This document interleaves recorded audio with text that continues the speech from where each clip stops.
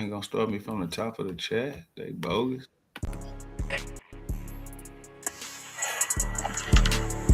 Say, how y'all boys doing, man?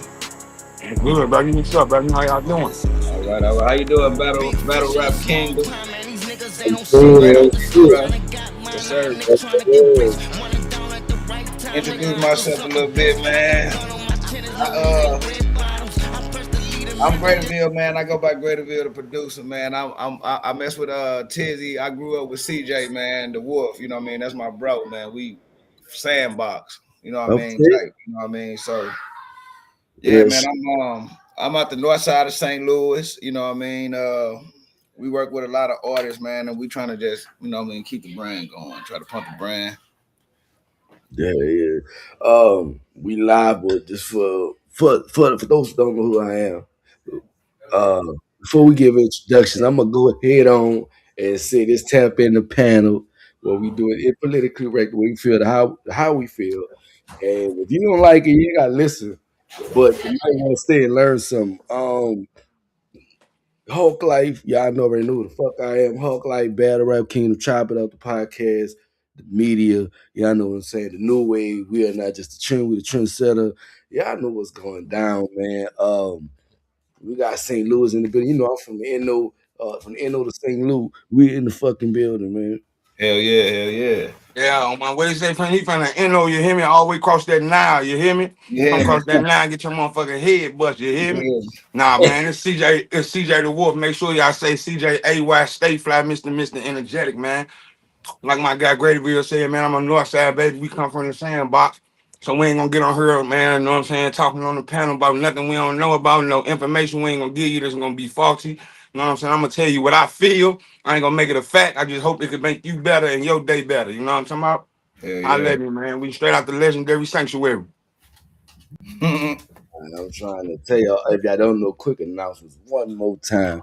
If y'all don't know, y'all been seeing it. It's been everywhere. Versus Underground, the tournament is going down. All this song for song.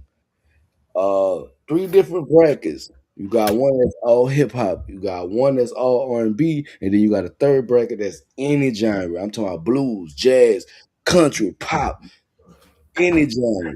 So we Okay. gonna see how this go down. Y'all know it's $10 entry fee, but right now we are doing the raffles for the free entry. So if you want to sign up for a free entry, hashtag versus, you can DM me that. You can post it under one of the posts. As long as I see hashtag versus, I'm gonna add you to that free entry. Um, man, it's lit. I'm still looking for sponsors, judges, etc. So there's an open door. Reach out. You know what I'm saying? Let's put this together for the underground community, not just the underground artists, but artists in general, and show them that we can put on for ourselves. We don't need all the big backing to do it ourselves. Period. What's Uh, up? First topic. Whew, whew. You know what? I'm gonna start somewhere because I've been seeing a lot about this, and I want to speak about this. 'Cause I've been seeing it going on. We're gonna start off with Mr. Tenderism. Now, for a lot of people that don't know, Mr. Tism is the man who coined the phrase tenderism. What happened was, the cook, the chef from out of California, you said Bedino. If I got it wrong, y'all correct me in the comments. Um, he went with this guy at Destination Smokehouse, and somebody felt as though the guy was a little shady and decided to trademark the name uh, to protect Mr. Walk. And so happened the person who did it was a black lawyer, and so happened I would call this the biggest move that could have ever been made. I don't know what that man was feeling, but he was on point because Yeah. right after he trademarked it, about 2 months later, the white owner tried to trademark it.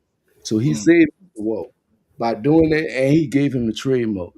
Let's talk about it. Telling And I was Mm. just looking at that, man. Um, Caught me off guard 'cause I didn't know what was going on. I said, man, look, man, it ain't nothing new to me. It ain't nothing new to us, period, man. That's where we come from. They ain't never this. created nothing on their own, you know what I'm saying? That's why when they talk about send us somewhere, they ain't gonna send us nowhere because without us, they ain't got nothing. Mm. True. And I'm with that's the that. first thing. That's the first thing. That's what the part when I said it's easy, man, to understand. Like I don't see how our culture. Mhm. And I ain't, you know what I'm saying? I'm talking about our culture. And if you ain't for your people first, and if you can't feel that, I don't, you know what I'm saying? I ain't said nothing wrong. You got to be for yours before you can be for anything else. Our culture, man, it's so easy to see how great you are, how much you're needed, how much you're needed. Even in the inside of our culture, man, listen, man, even if your higher power, whatever, when you a man in a home, when you, man, how great are you in everything you do? Look at every aspect of life, man. When you put our culture in it, how do we dominate in anything? Verbally, physically, mentally, how do we dominate? They ain't never did nothing without us, man. Yeah, I agree with you.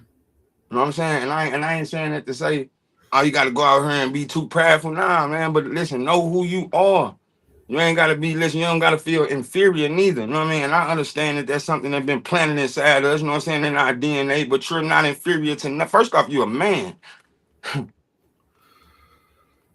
That's who control it out. I mean, I'm talking about in our culture with everything, man. I looked at it, man, in the Jewish community, man. A dollar go around the Jewish community about 20 times before it come up out of there. Dollar go around the Asian community probably 20 times before it come up out of there. A dollar go around the black community one time, and that's if you're getting some weed from one of your partners, G. Mm. Mm. I'm saying That's why? it. That's all I'm saying. Like some stuff is like you say, man. Like, you see it. It's simple, man. They can't wait to see what's going on with what we got going on, and we be just so forgiving and ready but to the outsiders, not to nothing that's right there close to you. Don't want to give your partner 50 cents. You know what I'm saying? He can't stay on your floor for a couple of days. But you ready to give all your everything away. You can give your prized possession to these schools. You know what I'm talking about? Sending your kids in there and expect them to teach them how to learn. That's backwards as a motherfucker, man. Like you said, it'd be the small thing, man. We just walk around here with our eyes wide shut. That black man deserved a Nobel Peace Prize for that move right there. I know that white man thought he was being clever, but that older black fellow lawyer said, not today. Man, didn't he kill him with him? I thought it And was you I thought it was clickbait. You heard me when I clicked on it. I said, man, I clicked and seen what was going on. I said, oh yeah, that's what you get though. You thought, man, yeah, that man did the right thing. What it was is he was inside of what he supposed to be on. He was doing it structured the correct way. What I say, Tizzy, I took Greater Ville, I took all of my songs down. I put all of them out there for a reason, but I took all of them down to do it structured. Cause without a foundation, you have nothing. Like they can blow that house down and every time, but if you got a foundation, you can always what? Rebuild. We come from the bottom. When we fell off, we ain't fall off. We just started over. We ain't afraid of that. For sure. I ain't never got great from none of my successes. I got great from all my failures. That boy he was in his bag, man. Oh, hey, shout out to that man, for doing what he supposed to do and doing it in a timely fashion. Yeah, and did it correctly to where it couldn't be taken from him. Absolutely. When we work, but this I want my whole community to understand something, especially our YNs. I understand what you're going through, but I need you to understand one thing. We are better as a village. We are powerful beyond what we think our power is. When Yes, we go sir. to the community, the shit that we're able to do, that's what this situation gave me a reflection. I'm like, damn, that was powerful. Damn, that was community building at its finest. That was the village protecting the gym. That was everything that needed to be done. Because people was telling him in the comments, we an older fella. I'm reading the comments. I'm like, bro, I ain't reading that shit. But they telling them in the comments, they like, bro, something off about the owner. It ain't right. This, that, and the third. They so Mm-hmm. praise. But that man sat back quietly, that black man sat back quietly, Mm-hmm. got that took care of, and waited Knowing for he was that gonna come at him. because he knew it. He knew it. Man, Man, he knew it. let that man know the deed is done. It's already been transferred to your name. I was just waiting on you to leave that situation. That's the Sometimes part that God was my favorite part about it. You know it when that he didn't got it, he ain't throw it in his face. He waited for him. He waited, he knew he was gonna do it. It was preordained. Yo, dang, that was a powerful move. Creole That don't dance. tell you. Shit. He better go the brother went cook for Ryan Isley after he left that other Yeah. place speak on. Sometimes I don't want to take you out of church and then, but the No, come on Bible with it. says sometimes you would the blessing that's bestowed for you is only for you. Sometimes you got to be taken out of a situation to receive that blessing because it's Mhm. something, somebody, or something that's hindering it. And So he will blocking it. move you and put you in a place where there's no distractions, so you can feel the full length of that blessing. Man, I'm happy for Walt. You know what I'm saying? I'm gonna continue to say continued success for him, man. Mr. Tennism. You know what I'm saying? Ain't nobody did it like him. Ain't nobody Nobody. pushed that restaurant like him. And they didn't fall in love with the food, they fell in love with his personality. That was everybody uncle at the cookout. Yeah, He, they he coming for was the experience. They coming for the experience, not just the food. They want the experience. You know what I'm saying? trying They to want tell you, him. That's like him, man, that's crazy, man. That's crazy. They want the experience, man. I seen that at a Krispy Kreme, the Krispy Kreme in Manhattan in New York, man. They got the big apple donut. yeah, Man, that big apple ain't nothing special about it. It's just a big apple. Somebody ordered a big apple. Everybody, yeah, we got another one. People were getting up to the front of that line. It wasn't because the donut was immaculate. They wanted the experience. So they got out there and they ain't cry about paying $37 for a donut with red icing on it's the it. experience. They got it from Duncan. But Texas, March 22nd, Cartel Bowl. Shout out Cartel Bowl. He got something going for Mr. Walt in Texas. We'll help him get a food truck and do some things. He got to GoFundMe up if y'all want to support the GoFundMe. I think it's Walter Johnson, Mr. Tennism. You'll support the GoFundMe. Next topic, one that's been high priority today. I'm gonna get right into it because there's been a lot of controversy, on this topic. Will I say I'm surprised at the outcome? Possibly not. The way the world work in the history, I'm not. Jasmine Crockett, Texas primary situation. Mm, mm. Mm, I damn. ain't hip to it. I'm We gonna say got this. I'm gonna give y'all a refresher. She had a primary. We had a primary in Texas. They had a primary in Texas, and she was going for the primary for the Democratic for the Senate. Because they had like a reshaping or however Trump did the shit to where yeah. he had to go There was some be new elected. seats open. Yeah, and she lost 46-52, I believe, somewhere in that range. And she was saying that they closed polls around 7. They were supposed to extend it to 9. It was a lot of confusion. It was a lot of different things going on with that situation. Did any of y'all think Jasmine Crockett would win? Not Texas, I didn't. Mm. What I'm about to say. That Texas, that's what I said. As soon as they said Texas, shit. Trump knew what he was Yeah. doing. Not Texas though, you know what I'm saying, man? Listen, hey man, you talk about Texas, that's just a whole different ball game in itself. She must be black. Mm-hmm. She the one calling That's out what Trump out in the house and shit. She was calling out everybody. They call her ghetto bougie. Nice looking lady. mm-hmm. Yeah, I Uh, know what you talking about. let me see if I can pull something up. Uh, great. I don't know, Tizzy, but I can only speak on it too long to where you probably remember, but I had spoken on it, Tizzy, we was chopping it up. Man, like that's crazy. It just popped up on like yeah, the way they try to pre dog her, like man, she ain't have a chance in hell and just talk. You know what I'm saying? Like man, motherfucker, like I know you ain't got it. Like, as soon as I got it, now look, ha ha, now more See, like see, yeah, I, I, man. I really wasn't shocked that she got it too much because, like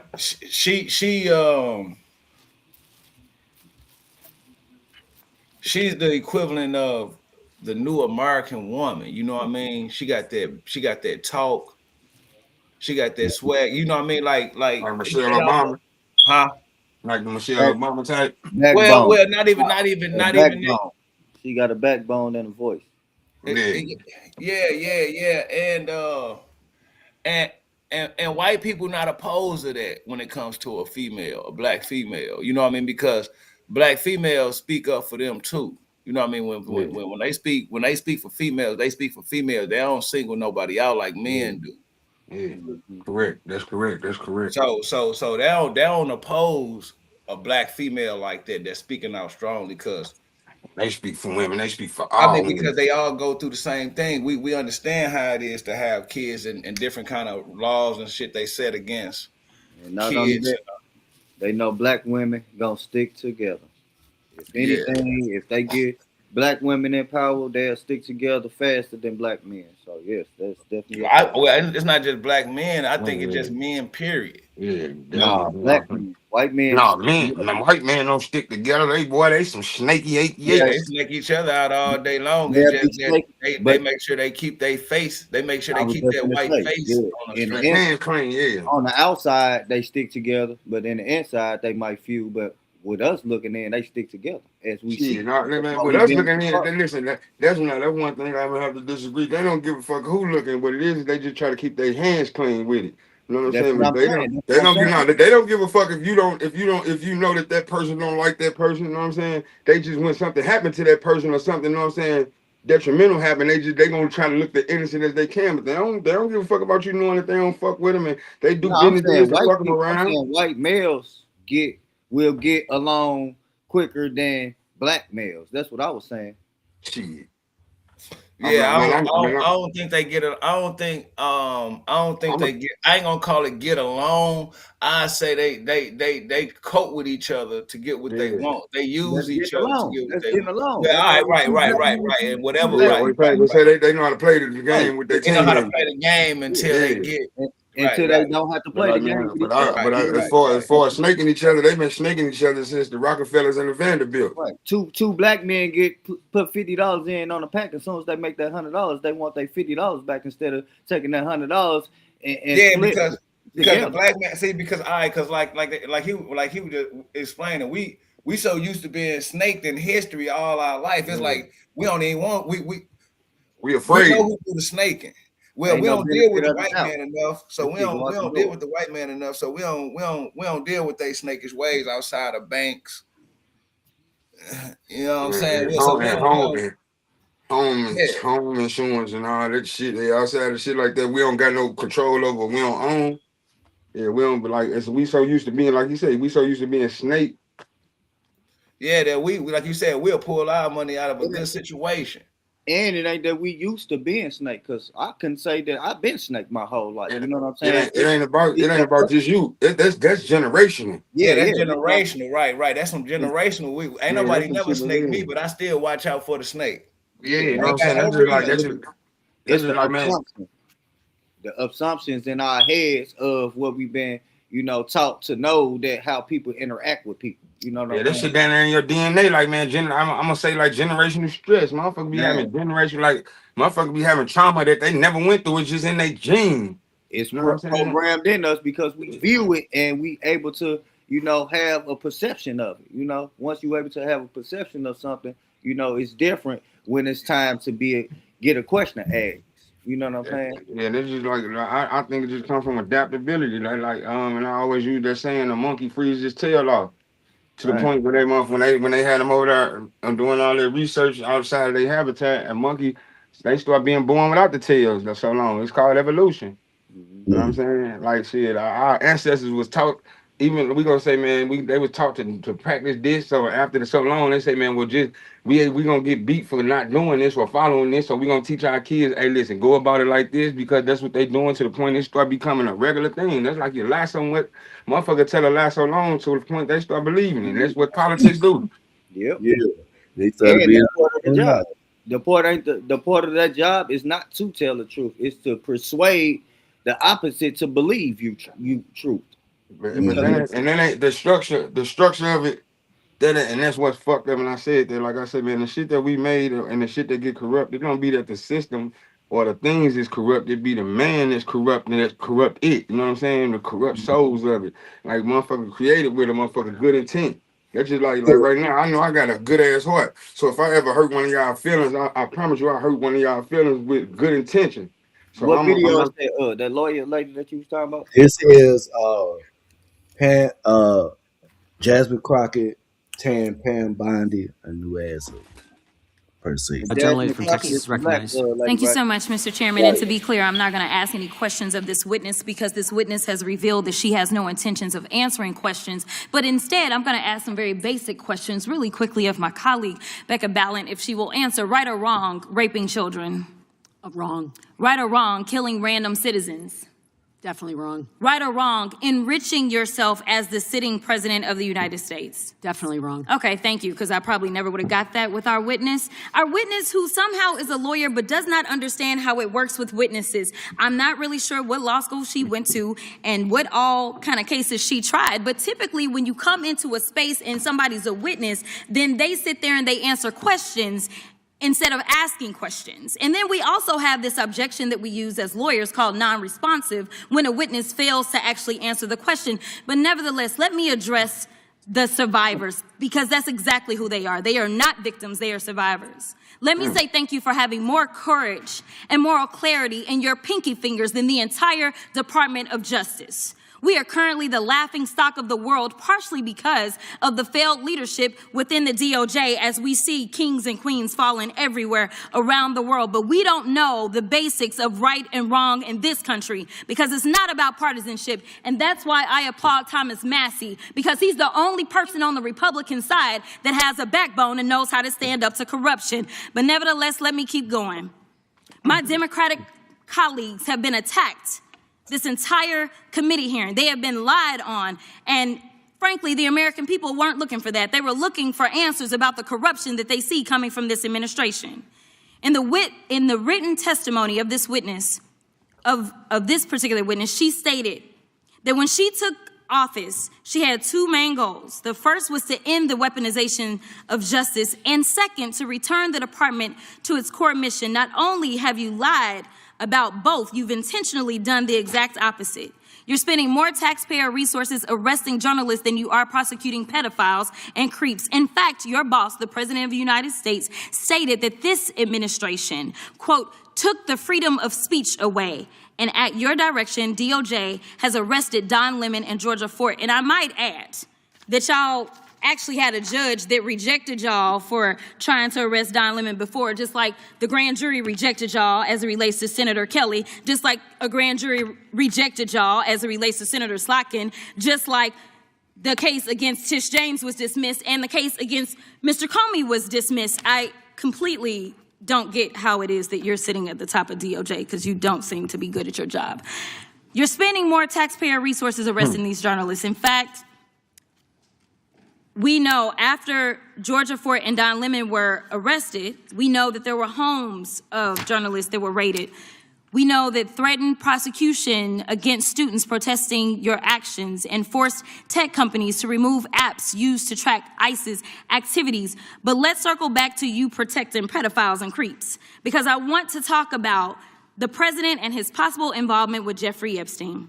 Now, I don't know what the president might have done with Jeffrey Epstein, but unlike this administration, I believe that facts matter. So let's talk about the facts. Fact number one, Donald Trump is one of the most named people in the Epstein files. At least 5,000 files contains more than 38,000 references to Trump, his wife, or Mar-a-Lago. Fact number two, Jeffrey Epstein and Ghislaine Maxwell made young girls available to Trump on multiple occasions. For example, according to this file, Ghislaine Maxwell presented a young girl to President Trump who spent more than 20 minutes apparently flirting with her. Here's another example. This shows notes from FBI investigators that describe Jeffrey Epstein transporting a victim to Mar-a-Lago to meet with President Trump, where he bragged to Trump that, quote, this is a good one. Now, I'm not saying that the president is a pedophile, but there is a lot of evidence in these files that suggests that he's very close friends with a lot of men who are pedophiles. What's crazy about all of this is just that this is a big cover-up. And this administration is engaged in it. In fact, this administration is complicit. But there are numerous others, like how the DOJ is attempting to obstruct justice in the investigation of the rogue agents who have murdered American citizens, or how the DOJ seized voter data from Fulton County in an attempt to steal the 2026 midterm elections, or how federal agents have Tom Homan on tape accepting a bribe and your agency killed the investigation, or how your agency is ready to give the president a $230 million payday, which is unconstitutional. The Constitution is clear. The president shall not receive any payment except his salary while in office. The fact of the matter is that you will be remembered as one of the worst attorney generals in history. An attorney general who has prioritized obstruction over justice, corruption over the law, fealty to the president over loyalty to the Constitution. And Mr. Chairman, I will yield. Gentlelady yields. Gentleman from Missouri is recognized. Excuse me, gentleman from Kansas, the Attorney General, former Attorney General, Mr. Schmidt is recognized. That's how you charge somebody a new asshole. Boy, he had his hand on his face like, and the pinky in his ear. Jesus. That's what we talk about when we say that black woman tongue. That you see the whiplash of that tongue. Come here. The way she spit or what she say, you know what I'm saying? It's the way she deliver it. Yeah, nah, man, listen, I don't know who you're trying to get over on, but you can't get over on me. Mm-hmm. Yeah, with the slurs, like, go on here, bro. My bad. See, no, you good. See, and that's what I'm saying. That whole spiel, even though she had attitude and all that because she born with it. I mean, that's a real, that, you know what I mean? That's, you can tell, we related to that. I can relate to that attitude she got. And her whole spiel is about a white woman. See, that's why she's able to push her agenda the way she push it, because she's protecting the white woman. Her whole defense is about the white woman. This in particular. You talking Epstein, you talking white women. Now, yeah, it's black girls, but it's white. But you see them white girls had on them release the file shirts. Well, I'm reading the shirts. And they got it taped out and where you can't see the word. Yeah, see, so that's almost like when slavery, when the white man came home drunk and shit, he got talked to on the job and he was in his white beater and he came and beat up on the bitch and shit and all that shit. And who saved him out of that? The black woman did. The black woman, the black relationship showed the white woman that you ain't got it. This ain't how we live. You know what I mean? So the point I'm making is I dig her because that, you know what I mean, I seen her, you know what I mean, chew plenty motherfuckers up outside of that outside situation of that like that, yeah, situation alone. But that's it, they give her that airtime like that. Not saying she don't earn it, but because she's pushing a white woman agenda. Yeah. That's one thing I did watch. I watched a lot of that change too. Is when the white people that's in the lower class start learning, like, damn, these people don't give a fuck about us neither. You know what I'm saying? Like, once they done or done the way they treat them, they treat us the same way. You know what I'm saying? Like, we ain't no special motherfucker, like, you know what I'm saying? Like, because a lot of racism come from them being taught down. The same way we've been taught that we gonna be snake, in the same way that they was taught that they was superior to us. You know what I'm saying? But when they learn, like, man, these motherfuckers don't give a fuck about us, then some motherfucker had to really wake up, you know what I'm saying? Like, damn, how many times you gonna keep bumping your head? Because granddaddy ain't here no more. You know what I'm saying? Like, damn, I can't just go in there and get no job. I can't just go get no house if my shit ain't together just like theirs. You know what I'm saying? If I ain't got no paper, they don't give a fuck about me neither. That's when they learn that, listen, that money don't care about your color skin. You took that right out my mouth, Gradyfield. I was sure finna say the same thing. And you got to look at it like this. They know it'll hit harder with a darker face saying that than having one of them say that. Well, we saved him out of it. That's the same thing when he kicked out with the first topic. What was the first topic? Mr. Tenderism. Right. And listen, what we used to doing, the white man get himself in a situation, then we bail their ass out. That's what we do all the time. We bail them out of the whole Donald Trump thing. Listen, and they put that shit on TV. And I know a whole bunch of people don't like Donald Trump because they don't know why they don't like him. They don't like him because the TV told them not to like him. But that's the white man problem. Donald Trump ain't our problem. He the white man problem. So, but what we doing? We bailing them out. We got the black woman up there holding up the signs, and we helping them out. We helping them out. Let him tear this motherfucking shit down. It needs to be. It only way it can rebuild unless it get tore down. Only way it can be rebuilt. Let him tear this motherfucker down. And this is another thing I want to say. So say if they do act on Trump, say if they get enough evidence on Trump. Hey man, it's cold on this motherfucker. Hold on. That boy got to eating whatever he was. I thought I was talking to John Witherspoon. Boy, it sound like Pops. I thought I got caught in the kitchen, boy. I'm eating them olives. Say if It's about in the kitchen, you in the kitchen. You know, mode. It funny shit. Say if Trump do get caught in the Epstein situation, and say if he get caught in the Epstein situation tomorrow, say if motherfuckers woke up like, boom, we got him. Homeland Security go in.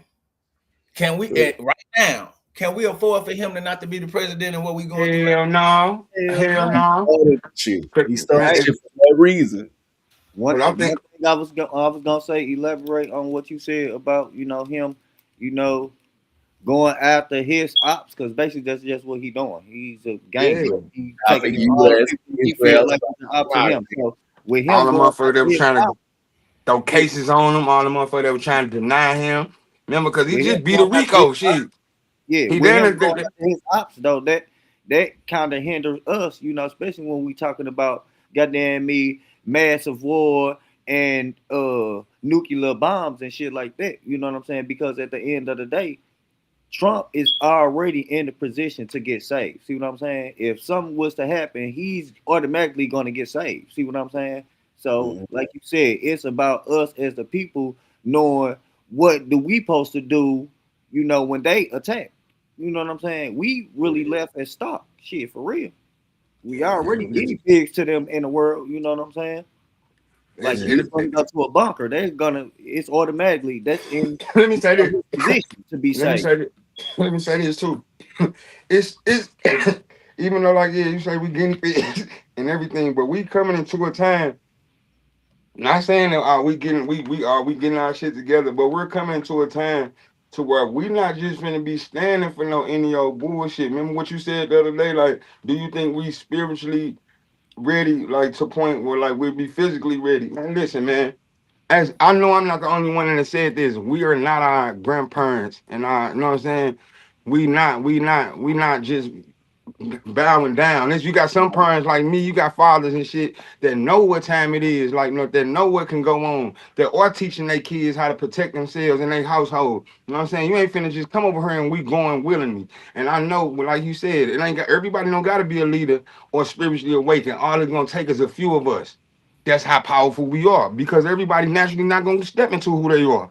I'm okay with that part right there. That's just like with this right here. I'm okay with one, like when he said, if you don't like it, man, go on, because it's easy. That's what we do. It's easier to say, man, they don't know what they talking about, or man, they lying, because it don't take no energy for that. It don't take no time for that. But to understand, which means they got to look within, that take time. But I'm okay with that too, because we doing our motherfucking job. We doing our mother. It's 4 people on this panel. If in this 4 people, each one of us is go get another 4 people. Out of them 4 people, it don't gotta be 2 or 1. If they gonna get another 4 people, you see the branch and the spider web that's coming down. As long as we just keep doing our job, that's called each one. We gonna reach one. Each one reach one. I done seen people that's in our power, in our position, and I done had conversations with them. They get frustrated when they try to talk or teach a motherfucker what it is, and the person really rebel from it, and they let that shit frustrate them. Nah, don't do that, because that's a waste of your time. Move on. You went there. You gave that nigga the listen. You gave him the ride. You taught him how to bait it, everything, how to go on fish, how to throw them on. You did your job, bro. Because in that time, what we doing right now, that's not you. That's your higher power right here, because we know we ain't gonna get this time back. That's a fact. I watched it yesterday. I jumped out the panel. Y'all switched the topic? No, the same shit. This is the same shit. Oh, okay. The same shit. We talking about how just how it is. Like you say, that ain't our problem. And he like you say, he attacking He attacking his ops. These motherfuckers that when he was just in office that try to go at him. Like, You know what I'm saying? Like, they ain't just so. All right, go ahead. I'm on the interrupt you. My fault. Go ahead. but like Greater Villa said, it's some people like, especially in our culture, that say they don't like the man and they don't even know why the fuck they don't like. Every listen, he one of the first presidents that that's doing what he want.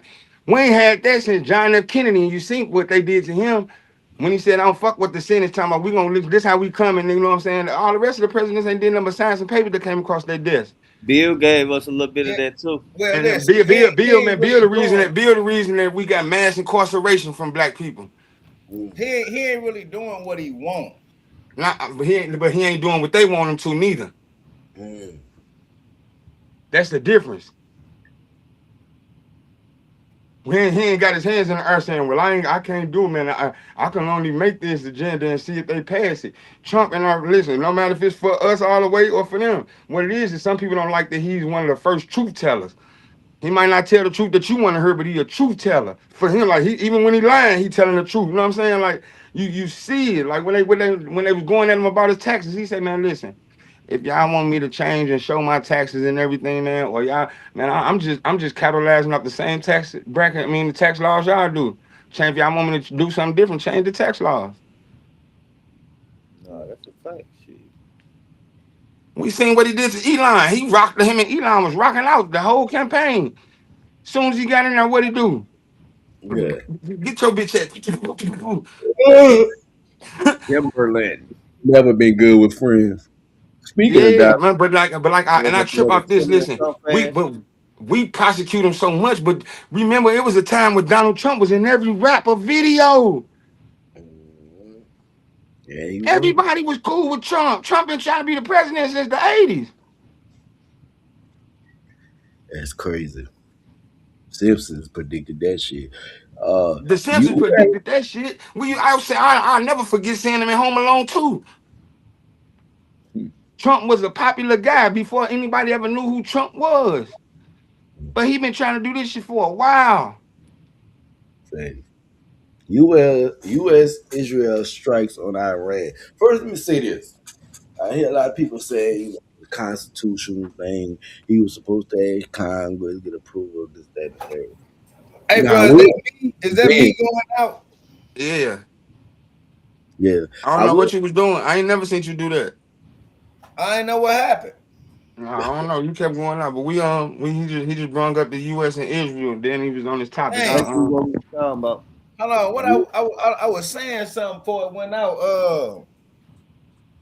Were you speaking on Trump? Oh yeah. Hold on, man. What I'm finna do is I think I'm finna get in on my phone because No, your phone's gonna keep kicking you out.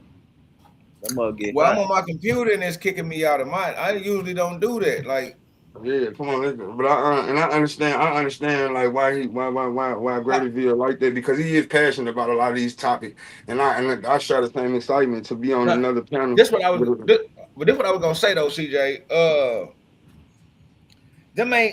He ain't pushing his own. He ain't doing what he wants. He's just telling. I think he's cutting again. Yeah, he froze. U.S. Israel strikes on Iran. We're gonna get into that. First of all, let me say this. He definitely doing some of what he wants. With that situation right there is kind of crazy. And the politics aside, I feel like it was very convenient with the midterms coming up. Yes, it is. I feel like he's trying to shut down elections in one way or another because he's trying to get another round. And I don't feel like it's gonna work because people not gonna fall for the bait. Hey, I'm glad you said that. I asked somebody this and they looked at me like I was crazy. I say, man, Trump is trying to work it out. He trying to turn it into a democracy. Like, when there ain't no more voting for no president. He trying to not come out of there. Yeah, he definitely trying to not come out of there. And with the war shit, this was the scariest. I told her, ain't nobody that's living in the United States ever seen war on our surface. Yeah. I ain't trying to see that shit though. I understand it, but you got to prepare for it. And that's the part where I said he kind of doing some of what he want to. Like, you know what I'm saying? Like, he throw his agenda in there, like yeah, Problem, man. but what's good about that also is you get the chance to prepare for the worst. You can to get the like we know we don't want that, but by him doing it's out there. You know what I'm saying? That's like being a player instead of old lying ass nigga to the hole. Like you gave her the option of, hey, babe, this is what I'm doing.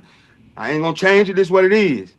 That's the part I say where he doing what he want to and he telling the truth about it. Might not be what you want to hear, but it's out there for you to be able to say, you know what, I gotta buckle down, even if we gonna live like this, but we gotta prepare for this. Yeah, don't nobody want to know war on their surface. But how you gonna live? You gonna keep acting like it's all cake? Nigga crazy, nigga. Let me tell you something. You got a little gangster in him. I respect his moxie to say she was chest. He got a little gangster in him. He fucked up, but he got a little gangster in him. And I say that because when he told Venezuela, I'm gonna come snatch your ass, and the president thought he was playing, and about a day later he went and snatched his ass. Yeah. He told Iran about their bullshit, and dude said what he said, and he blew up and killed him, his family, his extended family, and some more. I'm like, Stood on it. real game. Oh, this That's the point I'm talking about. And you get it. You get it. Yeah, you get it. Yeah, he's standing on what he's saying. And I get he's standing on what he's saying, but I hope it's for the right reason. I do know they got whatever. You know what I mean? I do know a lot of issues with the regime and shit like that. Not be, people suffering and shit like that. Half of them, it's mixed feelings over there. Half of them happy, half of them not. I understand one of the man's sons supposed to be taking up a lot of shit on the news.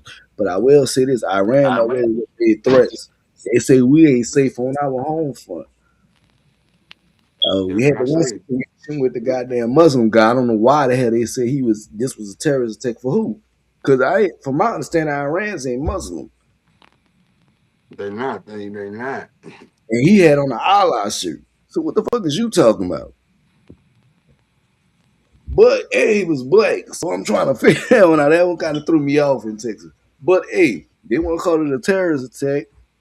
So be it. Of course, to be black is a terrorist attack, automatic. But hell, it is what it is. Yeah, man. If he know if they going martial law, then he definitely ain't coming over there. Yeah. Anytime we at war, The niggas with president. Was it Iran that was into it with Kuwait, or was it Israel? I believe it was Iran. So like they Iran, like even with that, like dude said what he said, and I kind of remember it was Iran. I just didn't want to throw nothing out there, and I wasn't for sure. But you see, remember how mad they was at the United States for protecting Kuwait in that situation? You know what I'm saying? But and we got that problem bad. We always sticking our nose in somebody else's business, man. That's what Russia just got on Ukraine ass about. Ukraine was finna they trying to let NATO put base and shit in Ukraine. Russia say, man, that's too close to our borders, man. Listen, then Ukraine, y'all my bitch. They're like me saying, man, you my bitch. How you gonna try to go back fuck with dude? You know what I'm saying? Nah, come here. We right here. That's why they went and picked on their ass for a minute, and we had to. And Brittany Griner ended up losing time because of these motherfuckers. Them motherfuckers. It's just we always in the wrong spot at the wrong time for the wrong shit. Just like them motherfuckers in Dubai. Don't cry now. Talking about y'all stuck. Y'all saw the news before y'all went there. Yeah. Y'all saw the news before y'all went there. Like, man, listen, y'all saw it before y'all went there, man. That shit be some bullshit, and that just show you how greedy that the people is in power in the United States. Or I commend a lot, man. If it's any young fellas, like he said, YNs, anybody, I want y'all to put the R back in there too, man. Why y'all take the rich part out, man? Don't just be young niggas, be young rich niggas, man. You know what I'm saying? Own some shit, man. You ain't got to go to college to be polished. But man, these people are so greedy. It's a show called The Men Who Built America on the History Channel, man. That's all you need right there. It'll show you how it was built and what it was built on. It'll show you why when we get killed, they beat the cases. Like, man, that's the part of being like understand, man. And all you gotta do is fill out certain things, man, to become who you are. You know what I'm saying? Like, man, like it's deeper than deep, man. You want like Tizzy, and Tizzy be touching a good point, man. Tizzy be trying to get them to raise their chakras to be able to understand these topics that we on. Because if you don't understand self, you're not gonna understand what the fuck the war going on over there, or what's going on, and how it could be right here, and how it hit home. Ain't now one of us know politics. when we ain't we don't do no political shit, but we are politicians. Over this Cause we bitch. black men's in America. Like that shit, that shit. You the number one enemy here. Right. Mm. To politic don't mean nothing but to conversate. So Yeah, like you said, gotta we know what you politicking, but you have to, conversate. and like they say, you got to be able to discern what's going on, what is and what ain't for you. You know what I'm saying? That's Mm. real shit, man. Like, Facts. You have and, went in and order with these topics. Uh, um, he not slapping them off. I like no. that. I like that. Yeah, that's a crazy situation going on over there. But man, It on is. branded and shit, man. Y'all watch the news. Y'all gotta stop taking all these trips and not paying attention to the news going to these foreign countries, man. You gotta pay attention. 5 Yeah, days though. It only been 5 days, and that motherfucker been getting ugly. and they said there ain't no help for nobody right now. No help for nothing. Yeah, they say that if you over there and you're a U.S. citizen, it ain't no U.S. planes, ain't no way to get from over there. They don't have nothing for us, man. And U.S. people asking like, man, can we get from over Yeah, there? We ain't got shit for y'all. when they send motherfuckers to foreign lands and they have nothing about it to fight. Now you know. You want to go your ass over there and sit in Dubai and take some pictures and thought shit was gonna be sweet, and then here come an Iran fucking missile, boom, Hey, set like you that said, bitch. like this how you say this how gangster he is. He's soon he had them people get over there quick. There's many soldiers that he had them niggas sitting around the corner like if this the answer we get, if he get his answer we good. If they go like this, you know what I'm saying? Situational shit. We was over that motherfucker deep ASAP after the respawn. Yeah, U.S. good for that shit. We got the best defense team, man, in the world. That's what they mainly train for. That's what they mainly put their Yeah, money behind. listen. We already listen. All our wars don't be about nothing else, especially the ones we start. But the motherfucker not letting us put our federal bank in that shit. You could date that all the way back to when we had the Titanic and what the fuck they made that for. Yeah, like I always tell people, defense win games, not offense, man. People gotta Offense understand just that. sell tickets, yeah. Defense win games, man. Offense sell tickets. You gotta know how to stop them because if you not stopping them, you getting stopped. You know, it's levels and it's the proper balance to it, man. People Yeah, gotta like, understand. man, anyway, like I said, we can score a lot, but if we can't stop nobody from scoring, then what we doing? Man, I'm trying to Fact. tell you. He said that in the art of war, man. He said if you know yourself, but and as equally as you know your enemy, be acceptable to as many losses as you are wins. If you know neither one, are you a dead dummy? But if you know yourself and your enemy, Mm. That's what I then I'm you're saying, listen, you're undefeatable. But if people just be knowing themselves and not nothing else, they know what I'm saying. Like, yeah, you ain't coming down. I gave you film.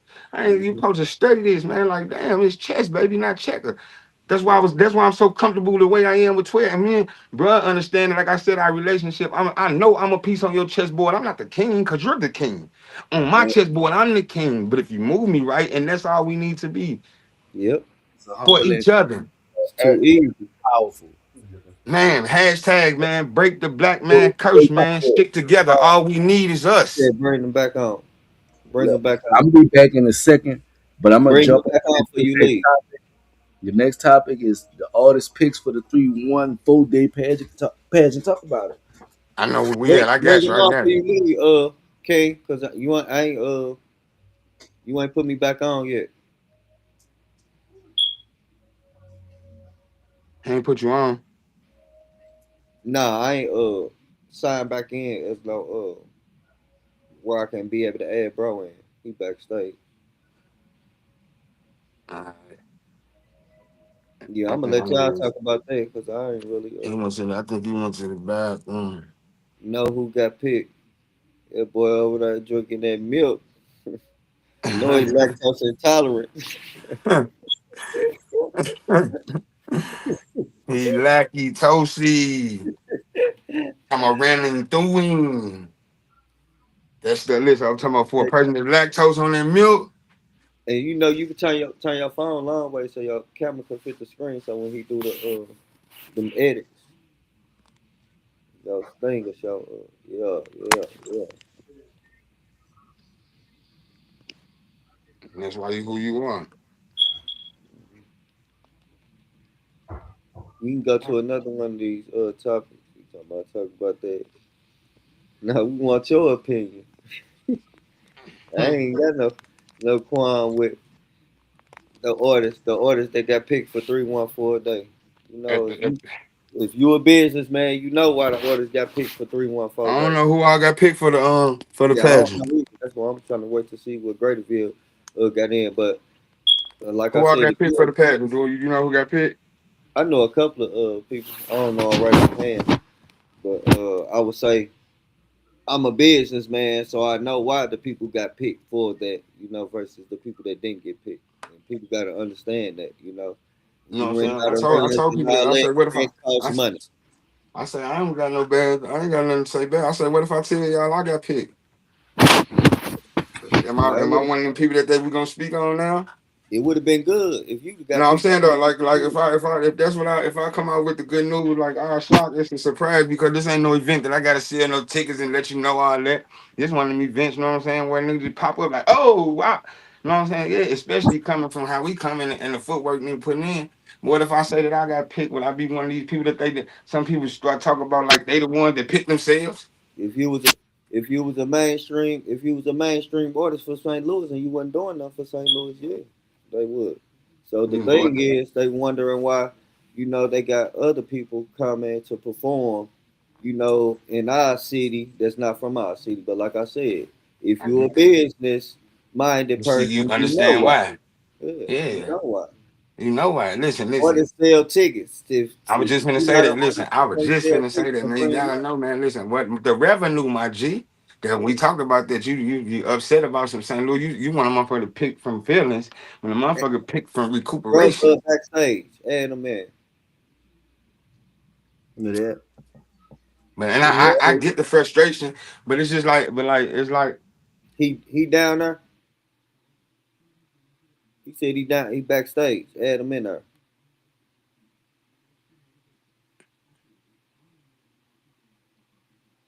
I get the frustration, especially when you're an artist. But like you gotta look like what you bring with you. That's what I'm saying. People, that's like me calling you, asking you to give me a ride, and I know you ain't got no gas. If you can give me a ride, Tizzy, off of love and how you feel about me, you'll be able to drive me to motherfucking the moon. Man. But I know it's something that make that run. And all of, like I understand for them to get the venue and all that and everything, no matter if it's this, I gotta put in something and spend some finances to be able to make this an operational thing. And if I can't, I know for a fact, or I've got a second guess if I'm gonna be able to recoup off of one of y'all, I'm gonna do what I gotta do right here. Like I say, I understand that. And that's why when I approach anything that is something that I want to invest or spend their time on me that's in the place that I'm trying to get to, I know they ain't looking at me like I'm CJ. They ain't even looking at me like I'm the wolf. They looking at me We like on I'm a bag of good green.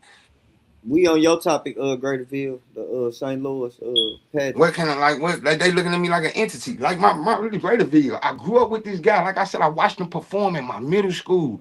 I could have been came. Now when he seen me rap my first ever verse when I freestyle in the basement of a vacant building. You know who I ain't all never, got but picked, I never came Graterville? even with that. Huh?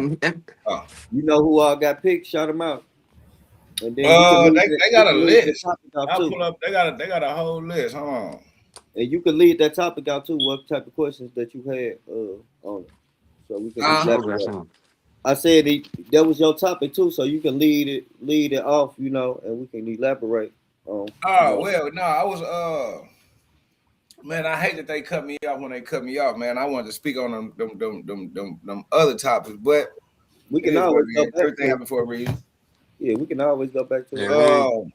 I'm finna pull up the list. And that's basically how we do it, but we moving to Mondays if y'all didn't get in the chat. So we used to I do it. seen that. I seen that. I'm We glad I gonna did be see doing that. it Cause on remember we just Mondays. talked about that, Tizzy.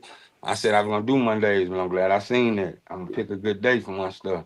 Yeah, I so know we got. basically what we do is in that group chat, we give, our topics and then we kind of narrow them down depending on who come actually on the panel. So my goal is to always try to have ladies on here too, especially when we dealing with, those type of topics too. So All right, here go to and it might be a little more than this because they changed the the last one. Here go the one that they got Murphy Tell the Lee. people why you wanted to speak on it too. This topic. Well, no, because I Hold seen on, hold on. Run the list off. Run the list off for me. Say Murph Dirt. Murphy Lee, Keywan, Hitman Holla, AMG Twins, Webby, Boogie, Prince Kiki, Rico the Mac, Rain and Mama Rain, Sky, Coco, Big Star, Buddy Love, Dano, Doughboy, Decon, Junior, King, Lady O, CJ the Wolf, MBZ Live, Rayster, Shorty the Prince. They got a little race on there. Yeah. They just added them on there. Rayster and they added MBZ Live. That's a little young chick. I'm finna call. I'm there, man. All of them. They got Shorty the Prince, Dara Dollars, the All Stars. Well, and that's that for so far. Now my thing. Anybody want to elaborate on that? No, I was just saying they got a St. Louis lineup on there. Yeah, my thing was it was a lot of it was a lot of underground because ain't nobody local. It was a lot of underground artists here that was complaining about them spots because at first they changed this. At first the old roster read Webby, Boogie, Murphy Lee, Hitman, Holla Keywan, Shorty the Prince, Junior, King, Dream. Dream, Doughboy, Type, MBZ Live, Dara Dollars, Decon, Rico the Mac, Buddy Love. That was it. And so they just added, and a lot of people was like, they were like, why they keep picking the same people? Why they keep letting the same people out of our city put on? Rico the Mac, biggest song was with Kiki. Shit to me. Yeah. So my whole thing was, well, for the artists that was asking, like, why they keep putting on the same artists and why they keep putting on the same artists. They've been putting on the same artists ever since this shit been popping off. And if they ain't paid attention, listen, it's a lot of good rappers here. You know what I mean? It's a lot of good rappers here. And it might be a lot of great rappers that even though if they make that potential to be great or not, it might be a lot of great rappers here. But a lot of them don't make hits. You know what I mean? They don't really got no hits. So it's like it's hard to put you in a limelight when we don't have a hit that the city can sing back to you. No, I wouldn't say that. I wouldn't say that's the problem. Huh? It's definitely a lot of I'm saying that's the problem. Why these youngsters not getting that shot? Why they not changing the roster? I mean, when you think of 314 and they underground, what do you think about? You think about the songs like The Mob or maybe some Keywan or Wak Wak Wild. And I mean these songs that play these songs in the open with these people, with that many people out there, the crowd gonna be able to react. We can't really react to a whole bunch of these young niggas or these niggas that's kind of good. They are good, but they don't have a song. About everybody ain't gonna want to react. I feel it ain't gonna everybody ain't gonna want to react. They ain't gonna know how to. They don't know the song. Yeah, that's a fact. It's like it ain't that they don't want to. We don't know the song, so how can we jam? Yep, that's what it is. That's what it is. They just don't have hits.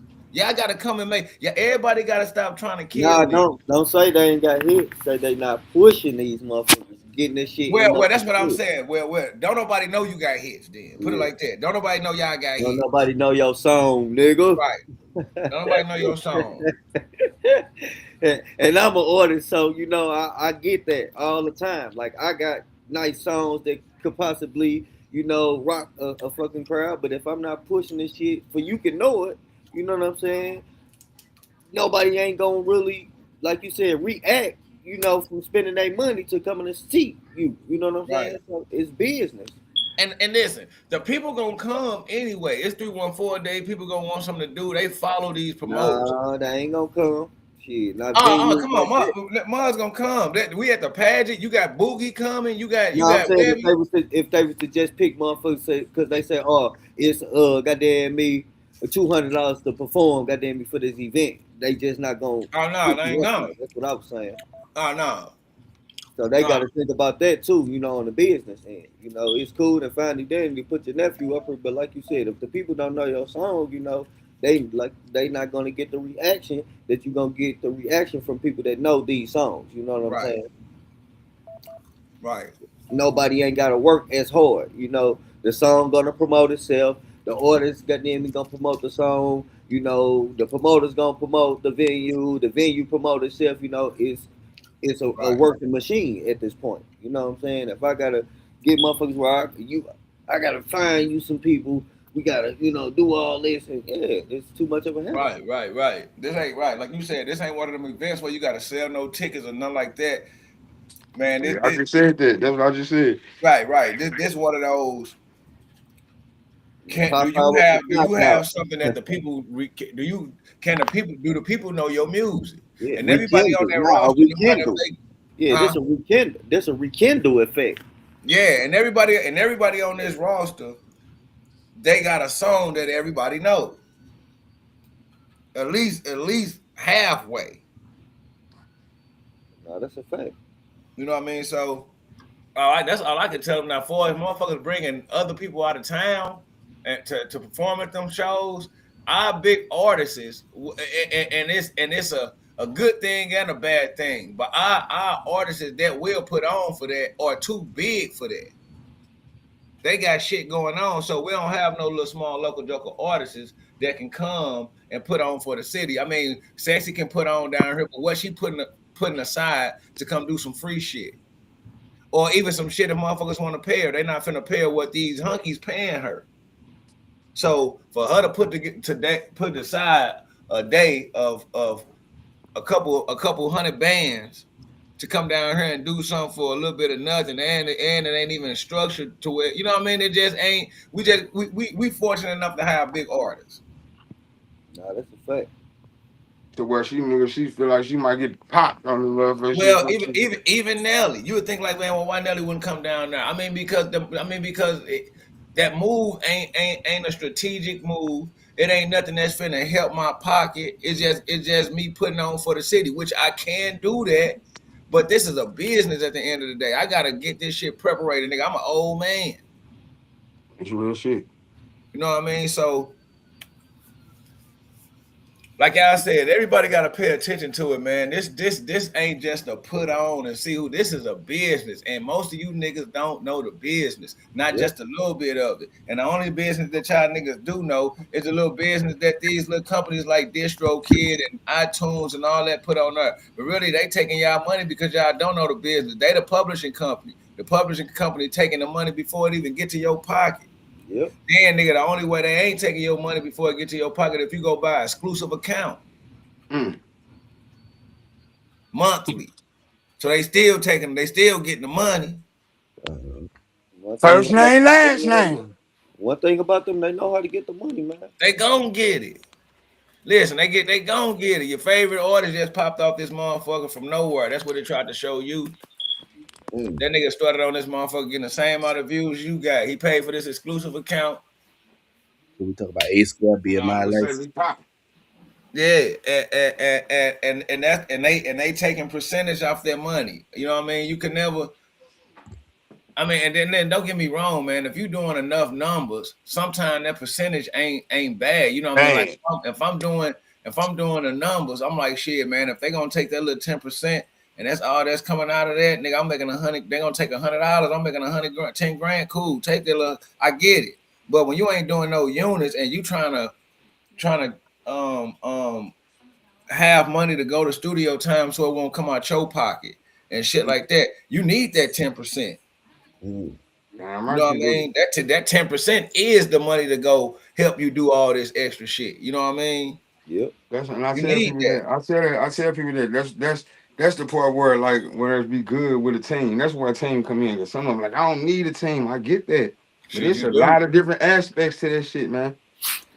Damn right. Listen, and I'm pretty sure it's more than enough of them niggas that know enough of this shit that they can probably run it by themselves, but they can't run it by themselves. Like nigga, why would I put that workload on me? Like nigga, like J. Cole. Or I'm just saying, but a nigga that's focused. I don't know how focused he is, but a nigga that's focused to me. Nigga like Damn, him, I ain't focused. Hold on, pause. I ain't focused. I'm talking about on a big scale though. On a I real said, big, I'm a little scared nigga now. I'm talking about signing contracts, and I'm pretty sure he can do this shit on his own, but he not. So I ain't no contract nigga now. Nah, yeah, you right though, but I get that because he was doing it on his own. That's why he was able to. You see that right there before it leaked on to when he was with the Rock Nation. You could tell the way he was carrying his career before that. When he got there, he ain't really need no cosign Jay-Z or rock no big old Rock Nation chain, and he made it his prerogative to show that. You know what I'm saying? Dropping CDs like that was the difference between him and him. Like his mental man, like he dropping tracks or he dropping tapes with no features and shit on purpose, specifically to let you know, like yeah, and I'm still gonna be this person. You know what I mean? Well, look at it like this though. Look at it like this. With today is the way that they going, and how much everybody hitting your pocket for all the work that you doing. I mean, because that man sitting up doing all the work, but he still got to pay out all these different kind of people. So why would I get a feature on this motherfucker? Why would I pay niggas to feature on her and break bread with them? It ain't mean that I can just do it on my own. I mean, I'm pretty sure every artist that can do it on their own will do it. But it's like, first of all, I'm one of the only artists that's mainstream that can talk the way I'm talking. Me, Kendrick, and you know what I mean? Like, so I'm already special. So the shit that I do is gonna stand out. Like, for as me selling tapes out the trunk, something that's already been done, something that motherfuckers already made millions of dollars off of. It's just that this generation never seen it done before. So they like, oh shit. So what that's gonna do? They're gonna have somebody else doing it. Now we finna go back. We finna go back an era.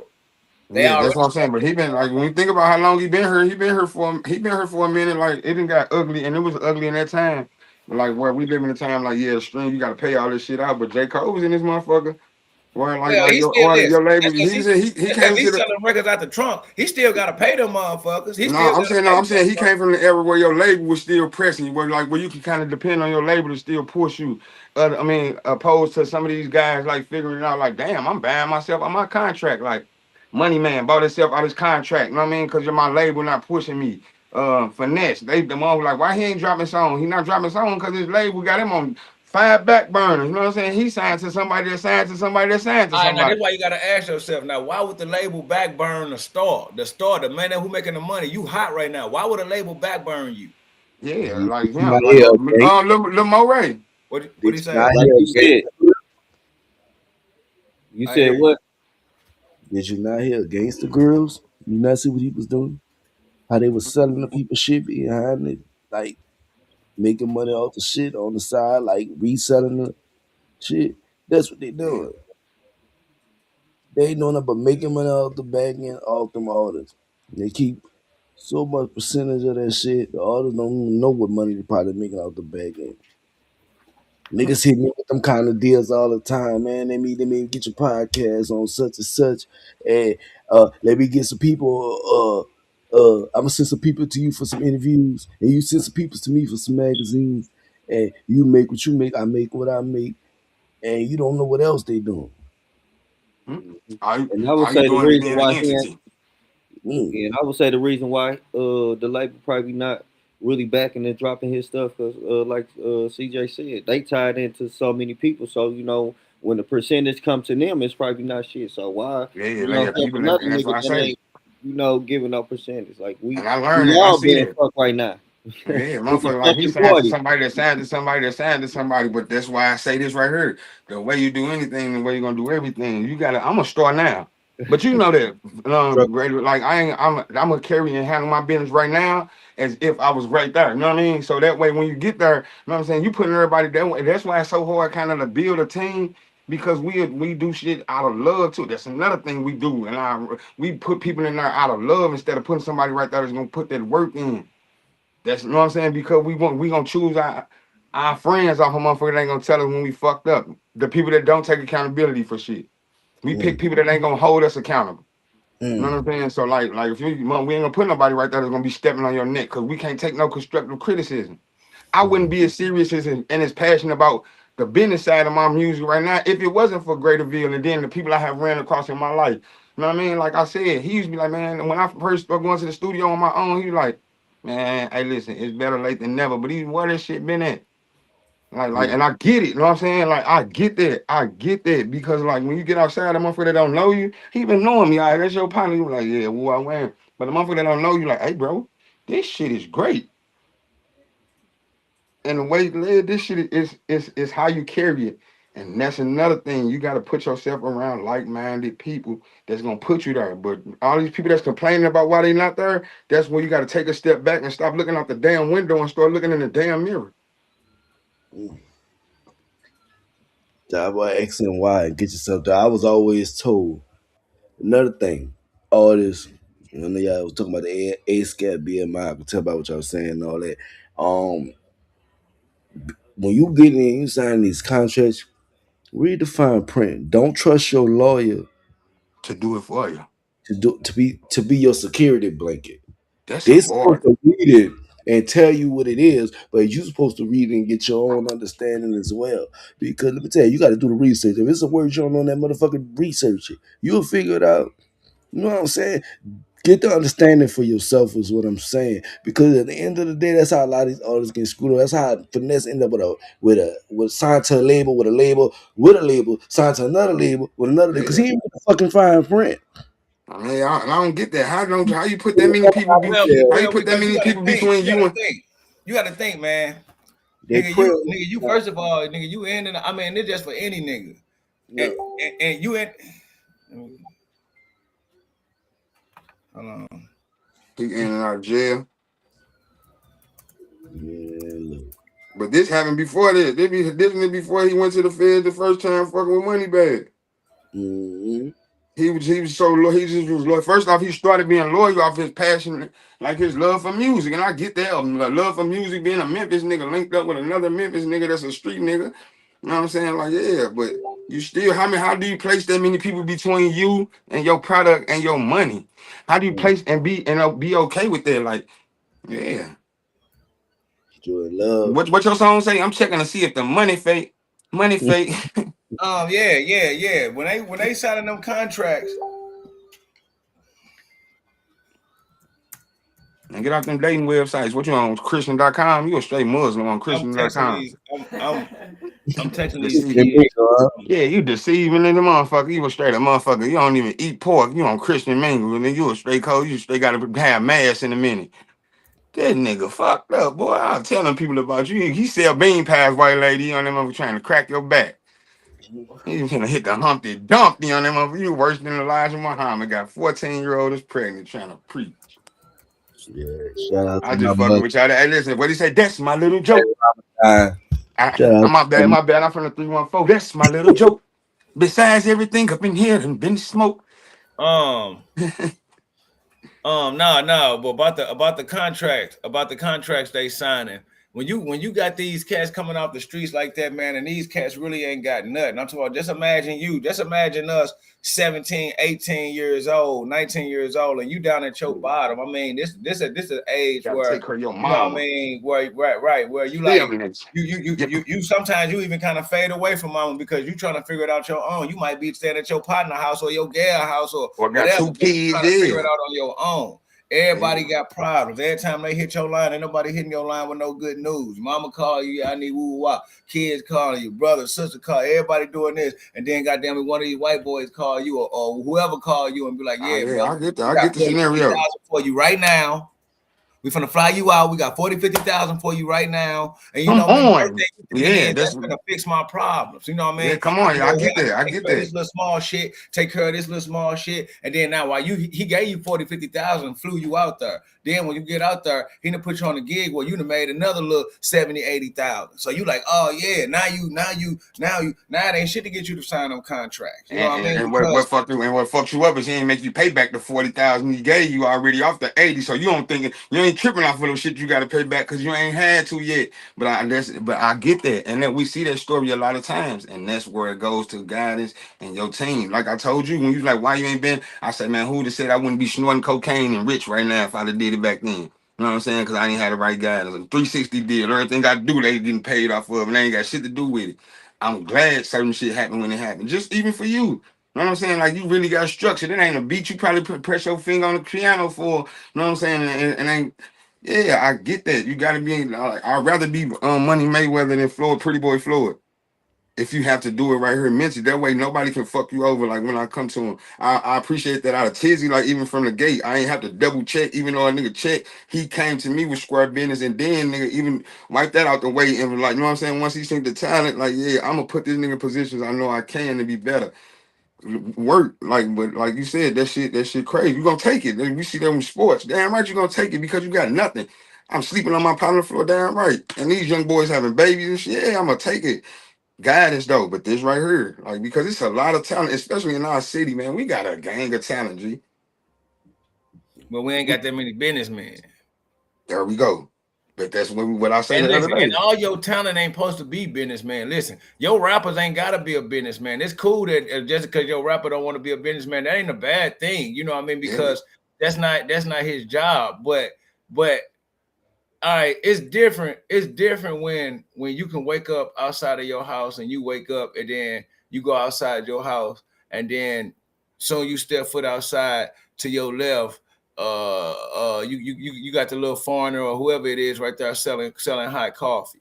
Then you to your right, you got the newspaper bin right there. You walk down some more, they got hot breakfast going out there. I mean, and then you walk down two more offices, they go Bad Boy Studio. You walk down the street some more, they'll go down. You know what I'm saying? So when we ain't in New York, when you waking up into business, when you stepping outside into business, you be business savvy.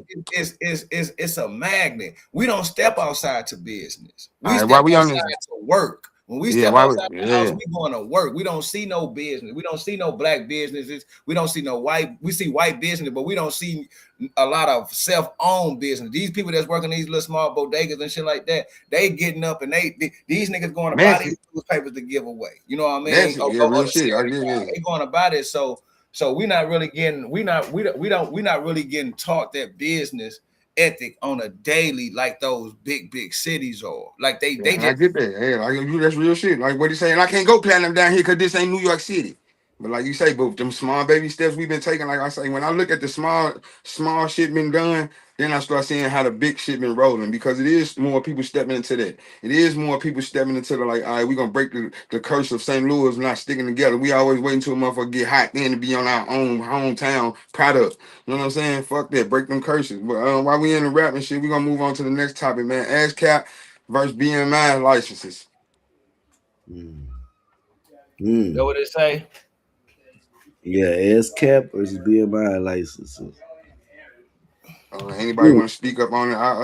ASCAP versus BMI licensing. So, all right, you got licensing, and publishing is two different things. So, so we're gonna take the licenses out. Just ASCAP versus BMI.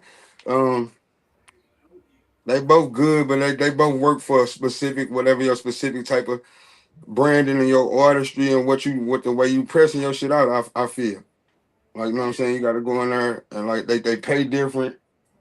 You got to really go in there and get an understanding of that instead of just picking some shit. Like we go from the past shit and stop letting and read the fine print. What do you say? What that motherfucking magnifying glass is?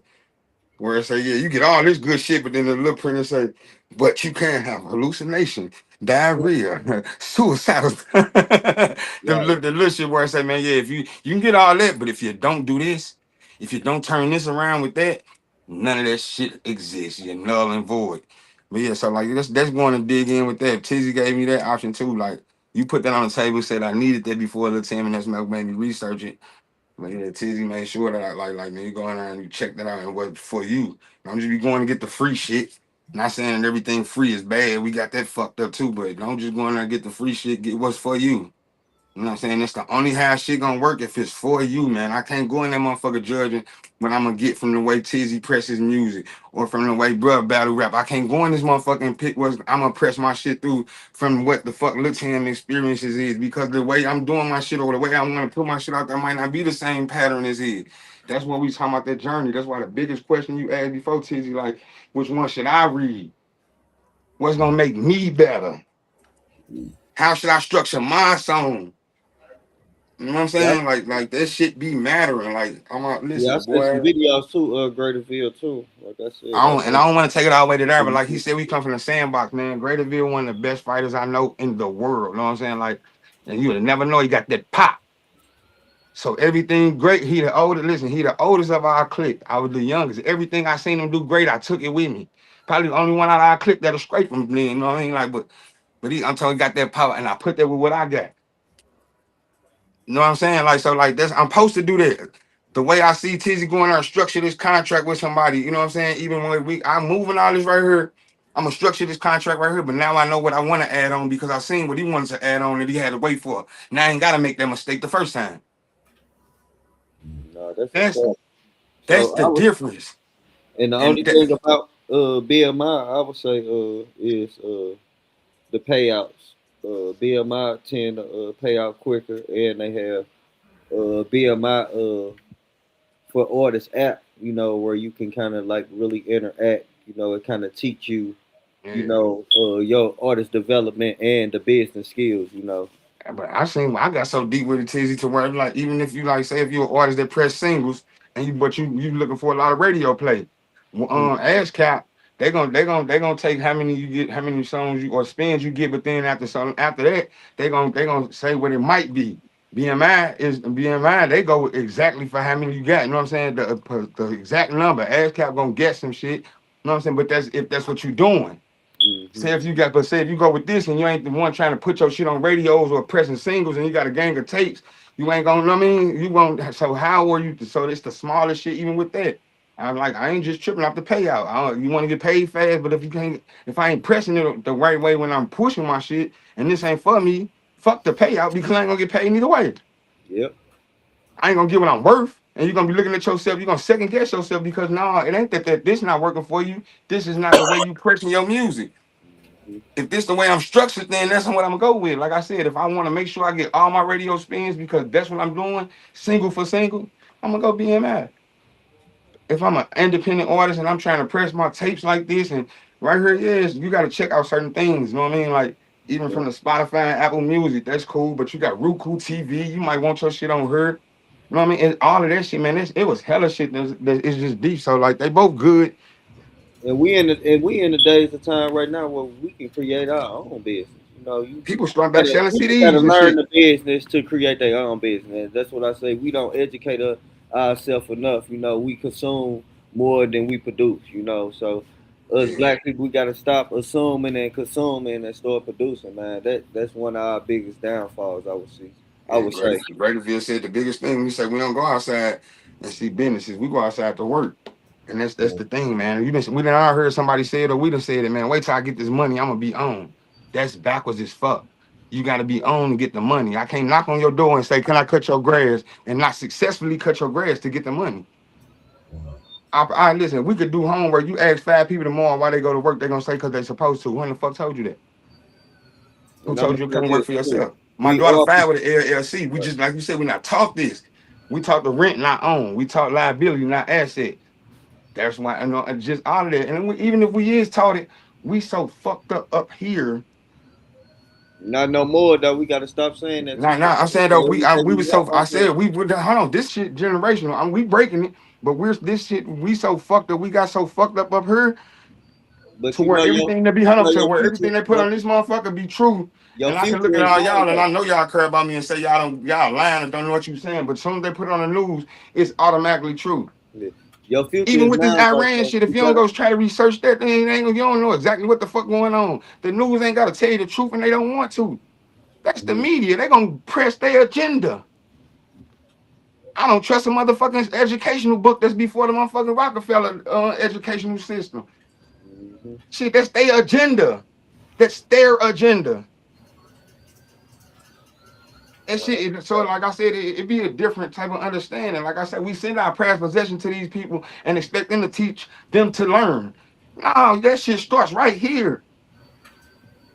We stopped that shit when parents got mad at another parent trying to correct their kid. That's a kid.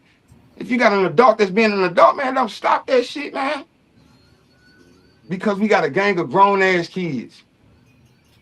So you got kids raising kids.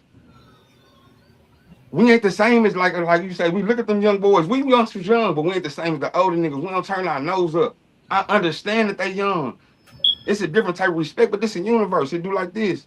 Some of these young people got to understand that. But we have to understand them too. Because we giving them the history, but we receiving the technology and everything that's going on in the now. It's a, you know what I'm saying? It's a look at the generation. It got to go back and forth, but everybody be so cut off to it. Everybody noses turned up, especially these little niggas. I say, man, y'all raised right. Y'all got good parents. Y'all tripping. I'm looking at the dude J4 that just got killed. He played football and was hard. I mean, that's a lot of everybody did though. You gonna look at your biggest killers. Them niggas was raised up in churches, played football, all that. That's It's a different way. The back end though, say the back end. Listen, when we played ball, we still not a dick. I mean, sports authority. Now you got parents. I'm looking at parents take care of their kids. But like I say, if you go on the other half, it is pressed out there. You can go find a Glock with a 30 shot down there in the dumpster nowadays.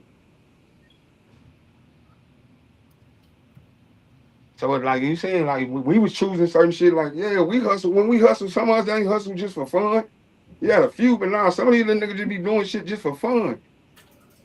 I don't knock music make, but some of these guys just doing that shit to be cool. Because you got narcissists raising narcissists. Because they think it's cool. Because they think it's cool. Like, but you're gonna be around and absorb what you're around. Like, man, we got a gang of little niggas that grew up with granny and mama. That's why they act like that. Wasn't no man in the household. I don't care if he was in the life. If he ain't in the household, they got raised off emotion. It's grown ass men that still ain't broke them curses. So with that being said, I'm gonna go into my topic that I wanted to put across y'all head and get y'all opinion. And that's kind of elaborate on what you were just saying too. With the parents and and how we raised to do what we told to do. And not even being raised to have a mind of our own. Right. Why are vaccines free and we have to pay for Tylenol? That's just simple. To me, I mean, that's simple to me. Like I said, and that's I'm gonna make sure everybody know that when I speak, I don't want nobody to think I'm speaking from the factual planet.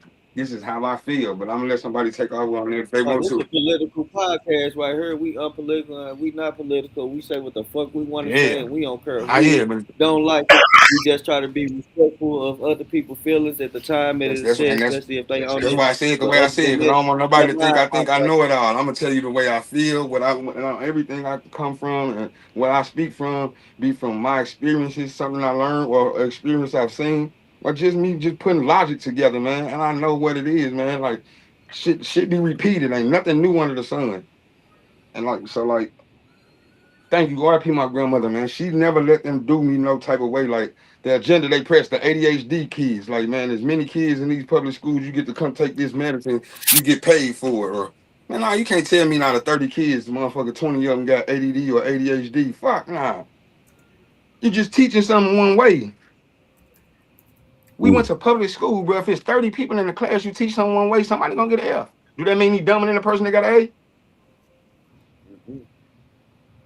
But that vaccine shit is like, you can't tell me you got to put something in me for me to be able to fight it off, and my body already made to beat that.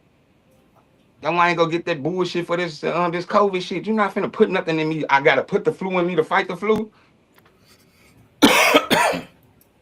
Yeah, shit ridiculous.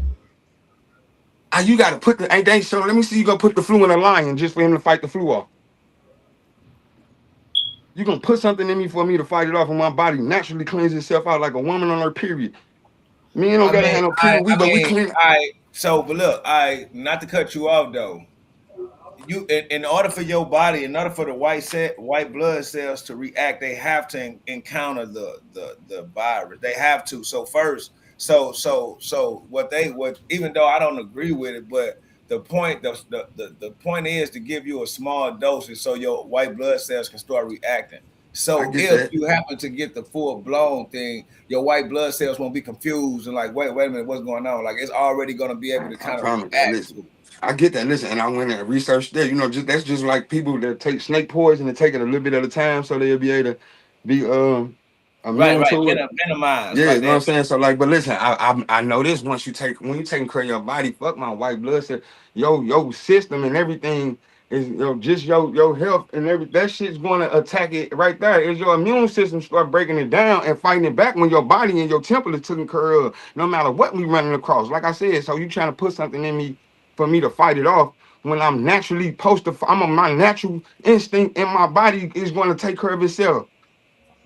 Yeah, you touched the nerve when you said that too, because that's kind of why I brought that topic into this discussion, because they set us up for failure. Yeah. So they try to give us stuff, that they know, we can either make it or break it, but they can't lie to us without telling us They the be truth. scared of what the fuck. They So scared that's of what what the I fuck think we do to every other disease they vaccine, try to kill us with. yeah, so that's kind of why I would say that vaccine is why they give it to you for free, because they already know everything that they put in this world. 9 times out of 10, we're most likely For to, sure. have some type of reaction to it. So it wants us to, you can't do wrong without doing right, Swear to basically. God. But like my Muhammad, Louis Farrakhan said, he said, man, they feminizing and they chemicalizing us.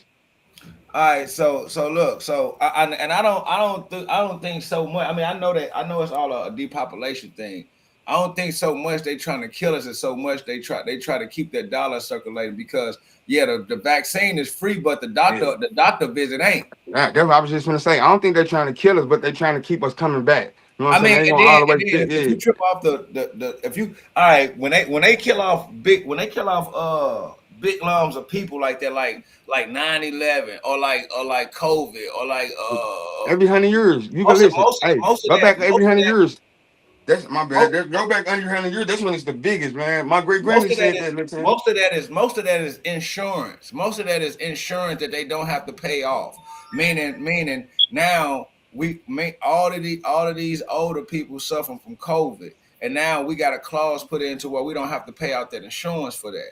But if those older people don't die from something like COVID, then that means those people is finna die anyway from something. But they named it COVID, and under COVID, we don't have to pay out that insurance money.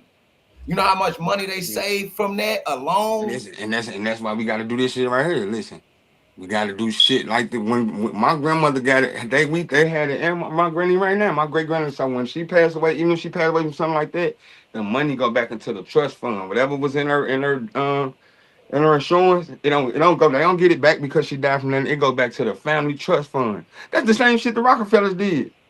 The umbrella effect. Listen, so you can borrow anybody in the family that's got insurance, they can borrow from their trust fund or from their loan. I mean, from their insurance. If they die, the money go back to the family trust fund, which is just like a family bank. They'll never be able to take it, and it's generational. And that shit come with the plans. Like it's certain shit with that. Uh, and then but when you said that the population shit. If you go back to 19 when it happened 2020, go back to 1920, they had the Spanish influenza. My great granny, she was born in 1914. They had to walk around with masks on and everything. Exactly what the COVID is. It was the influenza with some motherfucking extra fluid, extra strands of shit they put on it. Go back to 1820. It was another motherfucking Yeah, epidemic. And the like you could, that's this how shit they got. dated. Like Yeah, that's how they got it on the yeah, Simpsons. that shit, That's how this they shit straight try to say that the Simpsons had predicted that, but they didn't tell us in 20. 1942, It was 1920. 1920. It was the Spanish influenza. That's what 42. they called it. Yeah, that's crazy. And then another thing is when diseases are patent, this means it is patent for Yeah, it's business. created. It's not. It's created in the It's not laboratory. patent to know. They said they had that whole It's not documented to make you aware of. yeah, they had that whole debate like just like we were just saying. Jasmine Crockett in there. They was in that motherfucker like they made it. It was in a scientist lab in China and her. The two scientists. They put them strings together to make this shit. They came out with Delta, all these motherfucking different strands that were stronger and every. Stop it. That's just like this fentanyl. Fentanyl made in one place in the world. in China, Man, who and they put ship number? it to one place, Mexico, and that's when it get distributed. That shit is a business, man. Yes, That's why I sir. say that's the part when I say the shit is they put it right there for you. They not They the got most to. secretive crooks. That's why I say they don't give a fuck. It's plain in sight. They gonna whack your ass That's the out if you name. thought you too big. Ain't nobody bigger than the program. Who put number? Who put number 8 in her? Because we've been getting a lot of that, man, in the Mr. world Ten, that today. we already went over there. To tenderism. Oh That's the man, I dude that missed that one. the black dude that got that and the white man tried to come take it from him. But like when you talking about the cooking and shit. He Oh, he did. What had happened? The white he man. Well, packed what happened was, he coined the phrase "tenderism" in the video when he was talking about the place where he was working at. yeah, where he's cooking it. And he was like, "That's tenderism, fall off the bone." So somewhere down the line, this black lawyer thought to himself, which I call a Mhm. genius move, a chess move like no other. Thought to himself, let me trademark this. Because That for shit some is reason or another, he didn't trust the owner that the OG was a working for. couple people didn't trust him. They just ain't move right. Yeah. Right. So he went and trademarked it. But he trademarked Mm, it with the intention of giving it to own. And only mhm. own. Now, the white boy went and tried to trademark it 2 months after the Behind his black back. boy Yeah. trademarked. The timing was impeccable. All right. So what I found out about it is when he found out that it was already trademarked and the white boy was trying to trademark. Now what I think happened was the white boy probably quick talk on look at the trademark on might have knew. But the thing is black ownership. Yeah, This so was like black like you lawyer said, was like thinking about. when we looked at it, like that's why he said it, man. You'd have been if you'd have seen the article, and I could tell he's seen the same shit I seen. The way what dude trademarked it with the intent to give it to dude. I'm just glad he never opened his mouth up too fast and let the white boy go with his move. The white boy went behind him and went to go try to trademark it, even knowing that dude said it and was upset when it was trademarked and it wasn't shit he can do about it. And that right there, I think that whole situation pressed it even more where it went viral. Dude, now, like he said, dude was just in the kitchen with Ronald Air. I mean, with Ronald Isley. That's you Good put him right here. Like you put him on another pedestal. But like he kept his mouth closed. He played chess with that one. He He came out played chess with and that one. do his own thing. You know what I'm saying? That he wasn't no longer with him. And Yeah. then he dropped Investors another out the video. ass, ain't he? He got Yeah. investors, buku investors. I'm talking about like, Woo! man, buku Cartel investors, bro. boys, a lot of them. Then he dropped another video with the lawyer and made the announcement that the lawyer was in the process of transferring the trademark over to him because the lawyer never wanted it from the beginning. He was holding it for On, but he wouldn't give it to Yeah. On got from around them, I guarantee you.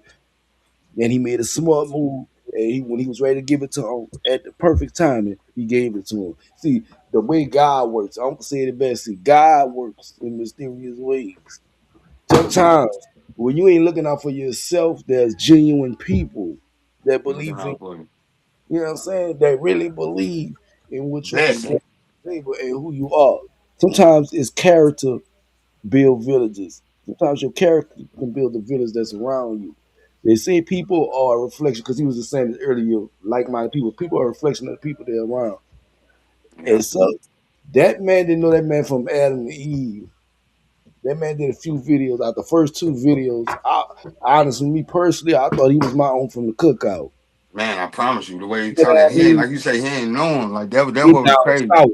He That's gives what me we my consider a thought back to blessing. California, you know. And then we talking about blessings and stuff the other day, Tizzy. So like when I was Mhm. doing something, that's right now, that right there is a blessing. Like you said, you get out what you put in, man. And when he spoke on character, man, listen, bad character can spoil. I mean, bad company can spoil good character. So you do have to watch what you be around. And if you're always the brightest and the most outgoing and ready to make a plan person in the room, what you there for? I'm trying to tell you. Let me tell you something. Epstein was the richest motherfucker in the world, but bad character and bad decision making make him the poorest motherfucker in the world. All Yeah, he like could do was slit his fucking throat. three things will never I, be able to be I'm hidden. not saying he killed himself. They definitely killed him because it was a lot they was trying to cover up. and which they still actively doing. Trump. But Boy, did y'all see Eddie Griffin on that shit? Yeah, Boy, listen, he but like I say, funny man, as a three things mother. that never be hidden, man: the sun, the moon, and the truth. It's going to surface, G. yeah, Even JC, within the Eddie inside, Griffin. it's gonna tear you up, G. It's gonna tear you up. You can't live. Y'all be checking out Eddie Griffin Yeah, he little tore him show. up. Eddie Griffin, the Boy, truth. that boy so funny, Man, man. but he the truth. can't wait. Dude, the truth. That's why I The say, man, he the Can't one. told y'all last year in 2025 that he was about to open up a Pandora box. It all started from there. From there, Who did? it's from the moment that nigga set all 2025, it ain't been the same. Yeah, him and Jamal, him and dude, what's my new dude name? Jamal, what from the Cosby Show that they killed? Oh yeah, my boy died in the Him, war. people don't even know him and Eddie Griffin been rocking out and like what I say, like what we doing right now, this will be behind the scene, but like sharing information. Dude was smart too, like you know what I'm saying? And like I wouldn't have knew that if I didn't read, if I just went off of the TV, if I didn't try to, stuff that's hidden behind this right here, say that book behind that book. You know what I'm saying? Like Tizzy, I couldn't see 12 if I ain't go in there and try to understand Tizzy. If I ain't reach past what I seen right here on the screen, I wouldn't be able to see 12 and Guido. Reading the room, that's You what's get what I'm going. saying? You see the terminology of it. I wouldn't be able to see, bro. I wouldn't be on this panel right now if I didn't see, look past, like right here, the ITZ, a good ass book, but I ain't gonna judge the cover. Let me read what's in this motherfucker. Oh, it come with some shit. He took a chance on me, and it was my wife first. But we jammed. We took that. I know you. I know you know me. We went to the, but he took a chance the same way. You know what I'm saying? And he poured the same shit in, which made it, and we kept pouring. And this shit come with some shit. But you're going to be sharpened by something. So it's up to you to be around with like, yeah, you're gonna either be sharpened by some whole shit or what. Like, and only a diamond can cut a diamond. You know what I'm saying? We like you're gonna be sharpened by something. You gotta know You're your gonna value. be rubbed by something. That's why I say we be mad at these little dudes that got attitudes. They grew up in the house, some of them with granny, not just mama, with granny who already frustrated. She gotta raise the little motherfucker because she already did her job of raising people. Y'all see how deep that hole be going? But people ain't even never grabbed their shovel to even get the patches going because they never started right here. Yeah. We had got all them topics. Yeah, We can fly some Yeah. shit. structure, man. It's just about pure structure, pure doing it right. Tonight was a dope ass episode. Hey, y'all did that ever been loved correctly? Though we did, Ah. Whew. Oh, Y'all said no, y'all I didn't. have. I have. No, I'm asking that y'all do that topic. no, But listen, hold on. Like, can we, how I know I've Okay, been loved okay. correctly? Because I yeah, love myself. I know I love me correctly because the way I take care of me, but I had to learn it. Mm-hmm. Now, like this, because some genuine love ain't correct love. mm, mm, I can love you genuinely as a motherfucker, but that don't mean I'm loving you the correct way. mm, mm. I'm glad you said that we do that because that topic right there, but like, so some people can't Yeah, even we ain't answer gonna that miss because no they don't topic, even know man. what correct love is. They're like that word in front of love mean a lot. Correct love. That's what I was about to say. That's a tough topic because when you grow up in an environment where it's hard to wear your emotions on your sleeve, and they gotta be stiff, you gotta be hard. And then the people you around. You know what I mean? Everybody don't fuck with you accordingly the way they supposed to. This, that, and the third. So the people come around you with fake prefaces of what prescriptions Love that is. love is. So it's kind of hard to say if you truly get love the right way. But Correct. if you love yourself the right way, then you could teach somebody how to love you. That's when I said, you heard me say, that's how I knew what the correct love was when I knew how much I cared about myself. And that's how I know that, like, but that I ain't gonna lie, me addressing certain shit, like when I looked in the mirror and like, where did some pain come from? Ain't none of that shit come from me being a grown man. Everything was a big old bag of shit that came from me being a boy. Mind you, this was my partner. He older than me. I went in his house where I was the oldest person and I was a boyfriend of my mama in a certain situation. I ain't understand that. But I knew once I started loving myself, like the shit I knew, I'm just not gonna let myself do this. I'm not gonna let myself not do this. I done been in the bottom and been up here too. Like that's how I know that I'm able to love other people correctly because I done been hurt from that. Like, damn, all right, it's not their fault. Like, I don't believe in that too much, nothing. I can't love you too much. You just ain't love me, and that's okay. But you have to, like, when you love yourself, that's when you know what real love is. Or correct love. Not say real, we're gonna say correct love, because who to say that? I can't say that nobody love ain't real in their perspective. Like you say, that don't make it correct love. We living in life where abnormal was normal. And all of us come from a time where mental health was something that was non-existent. That was null and void. You might suck that shit up. Like, yeah, addressing your emotions. He was not in. Yeah, addressing your emotion. How many times we heard that when we was coming up? Man, go It's sit your okay. ass down, man. Man, All put that your crying. hands to your side before I hit you in your motherfucking chest. For You real. better. Stop all that crying. Sit Hey, your ass niggas down. sound like they putting their feet in the ice bath. Like, Think I'm yeah, playing, nigga. Punch in your chest. That bitch out. we ain't doing that like for real though. But we came from that, and then like, I was looking at that picture, Greater Ville, man. Our era were some fighters. Even if it wasn't around the city, we were some fighters. Right. We was letting our hands fly like jets. But yeah, so Oh, don't like. like, What was the what I was the want to top? ask a lot of people that question, because the way they start off answering, they let Yeah. you know if they know what correct love is. That correct part make it a big change, a difference. Correct love. And my daughter, What was the topic? have you ever been in love correctly? Have you ever been in love correctly? No, have you ever been loved correctly? That ain't distinguished. What's correctly? That's what I'm saying. So like, yeah, that correctly. That's for What is, you. I mean, Unconditional. what is That's the unconditional. what It's is like go, the go ahead. correct love to me. Well, let me say the correct love is All unconditional. right, who question was that? that was my question. Who question? That was my question. All right, well, that's what I want to ask you. What is the correct way? The correct way is the way. I feel like the correct way to love a person is the way is what that person approves of. So when I say that, I'm saying did a person love you the way that you needed them to.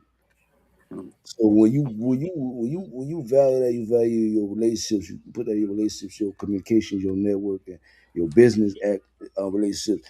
Those things, whatever it is, have you felt as though that the people that you allowed in your space came in and loved you correctly? Because sometimes that's how we learn who to have in our space and who not. So I was interested on this question. This question is just about relationships.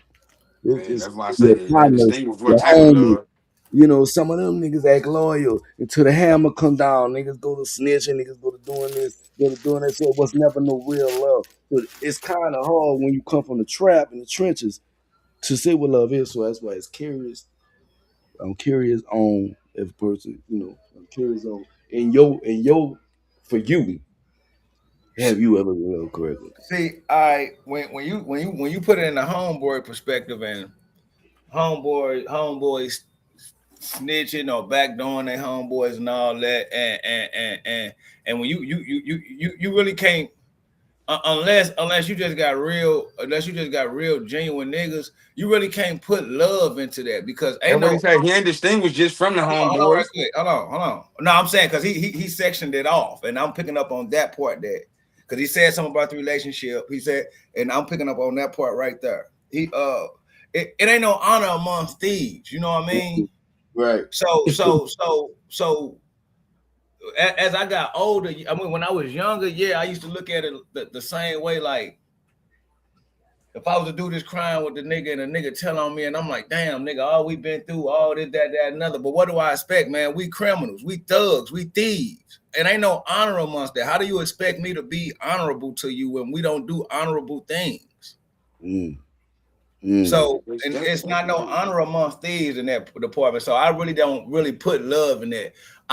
These niggas like CJ and a whole bunch of other niggas that I love these niggas past the point of my homeboy. These ain't my homeboys no more.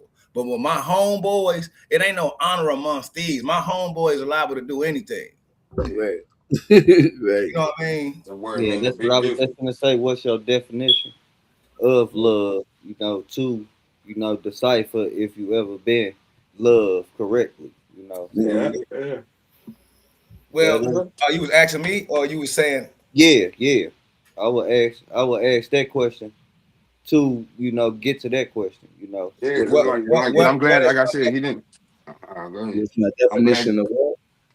he didn't distinguish. Like I'm glad he didn't distinguish what type, because the love I got from my wife is gonna be a different love I got from my brother, or like, you know what I'm saying? Like even though, like, not my brother from my mother, I'm talking about like my brother, like listen, I chose him just like I chose my companion. That's the same type of shit. Like that's why them relationships are bigger than the person that you grew up with next door to you, or you're somebody that came out your mama womb, because you ain't get to choose them.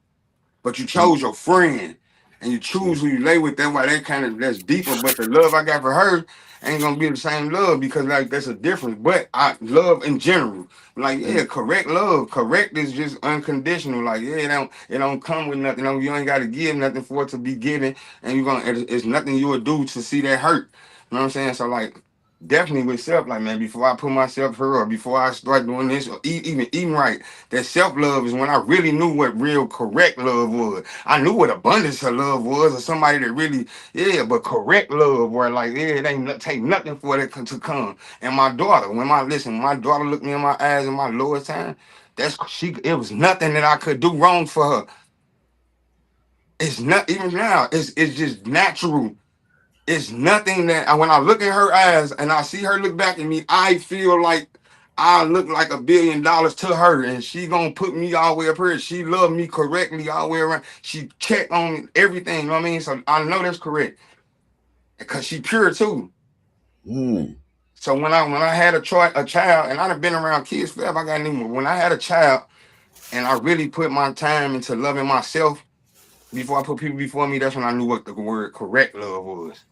But love, I know what the word love is, the LOVE, not the LUV. LOVE is big, and it come in all types of forms. Right, Because I it's get not it. hard to love Right, I'm somebody. with We you. came out the womb with the yearning of being one, you know what I'm saying? Like, you had to be taken care of as soon as you came out the womb. Yeah, I'm with you with that. I would say, I would say I've been, through about loving myself, to even decipher, loving someone else, because, I feel like genuine love come with a person telling you things that they know could hurt you, but they know the things that you're doing is hurting you.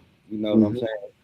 I feel like, I get that all the time. Definitely my family, my mother for sure, I feel like, even when she whooped me, even when, she told me to, chill out and things like that. I feel like that was I'm genuine whooping your love. ass because I love you. Correctly, because without telling me what I'm doing wrong to correct what I'm doing wrong would not get corrected. You know what I'm saying? So yeah. Then when you know who your like real love, when a See, man, motherfucker like, this a little touchy though, because I mean, cause listen, all right. So for me, it's easy for me to sit up and tell somebody I love myself, and then they point out ways that I don't. I mean, so it wasn't never loving myself for me. You know what I mean? Like figuring out how to love myself or figuring out what it was. I mean, man, I woke up every day with nothing. I mean, I can't never remember a time I didn't love being me or didn't love myself, or or somebody put me in a state, or even my mama did her drugs, or my mama did her liquor and all that, and she barely never had a job. You know what I mean? We was welfare kids. You know what I mean? She was at home all the time, and there was a lot of shit that she didn't do that participated in my life, but I never felt like I wasn't loved because because you know what I mean. I've met other people that the things that I'm numb to, or I ain't gonna say numb to, the things that I just adapt to is the things that broke them. You know what I mean? So I can't really put it on like that's the way you should be. It's just like I think I always loved myself. That's why I was able to just fuck with other motherfuckers the way I did, because I mean, I really never snaked none of my homeboys. I never really, you know what I mean? Niggas do mischievous shit, you know what I mean? But for us to the point where a nigga got to look at me and be like, no, I don't trust you. I ain't never really put nobody in there. And that really wasn't because It was. I mean, shit. I think I love motherfuckers. I think I love the fact that motherfuckers love me more so than me loving myself. Yes, I keep myself on balance for other motherfuckers to keep loving me. Niggas hit my line, you know what I mean, just because of that. So if I can keep myself lovable, then I ain't got to worry about loving me. I know, you know what I Yes, mean. that's Me what self loving, love is. I get that. I get that. yeah, But if I can that's keep how I knew that I wasn't everything. loving me. Is when if Because somebody could come. I can't love everybody the way they need to be loved. Because some ways people need to be loved. I can't get on that level with you. I ain't got that for you. You Yeah, know what I but mean? like nah, And it like might be that. a good way. I just can't really love you. So the best way I can do is get you to love me. I can't really love you the way and if I can And get you to that's getting love them me, to love them. right? That's good. That's getting them to love You know them. what I And mean? like so, like to say what you said, like if a If I motherfucker can can get come you in, to if a want motherfucker can come tell me ways I don't love myself, then that means I'm not loving myself. You can't the ways you telling me I ain't loving myself, that's the way you see it. I know some ways I can fix some shit, but you can't tell me I don't love myself. That's how I knew I was really loving myself because I'm in control of that and don't nobody else got nothing to do with it. Like can't nobody tell me I ain't loving you correctly because I did this. Nah, can't nobody tell me I ain't loving you correctly but you. You get what I'm saying? So like that's how I know I love Yeah. me. You said it to me like when because I called you like man, hey, man, I'm feeling such and such and such. Like what the fuck? I ain't like man, we ain't never go buy another t-shirt like you do. We put on a fresh white t-shirt. You gonna claim them motherfucker? That's why I always care about me. So I get that. That's where the parts where you be like yeah, just love me and then the outside love. So but I had to get off that external shit. They're right there about caring about if a motherfucker love me. I'm lovable all the ways. But everybody ain't gonna love me. If I'm loved by everybody, that means I ain't doing something correctly. How about you, King?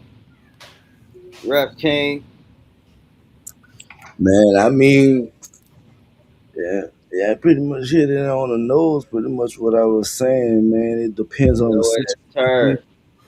It You depends got on a the strong panel. I told you I was gonna bring some shooters in tonight, big dog. this We shit. be up 4, 5 o'clock in the morning shooting these shots.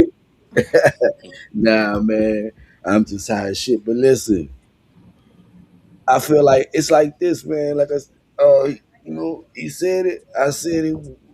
It comes down to the situation, though, for real. And that dealing with people in certain situations. Let me say right, people in certain situations. Because a person that hates you and love you at the same time.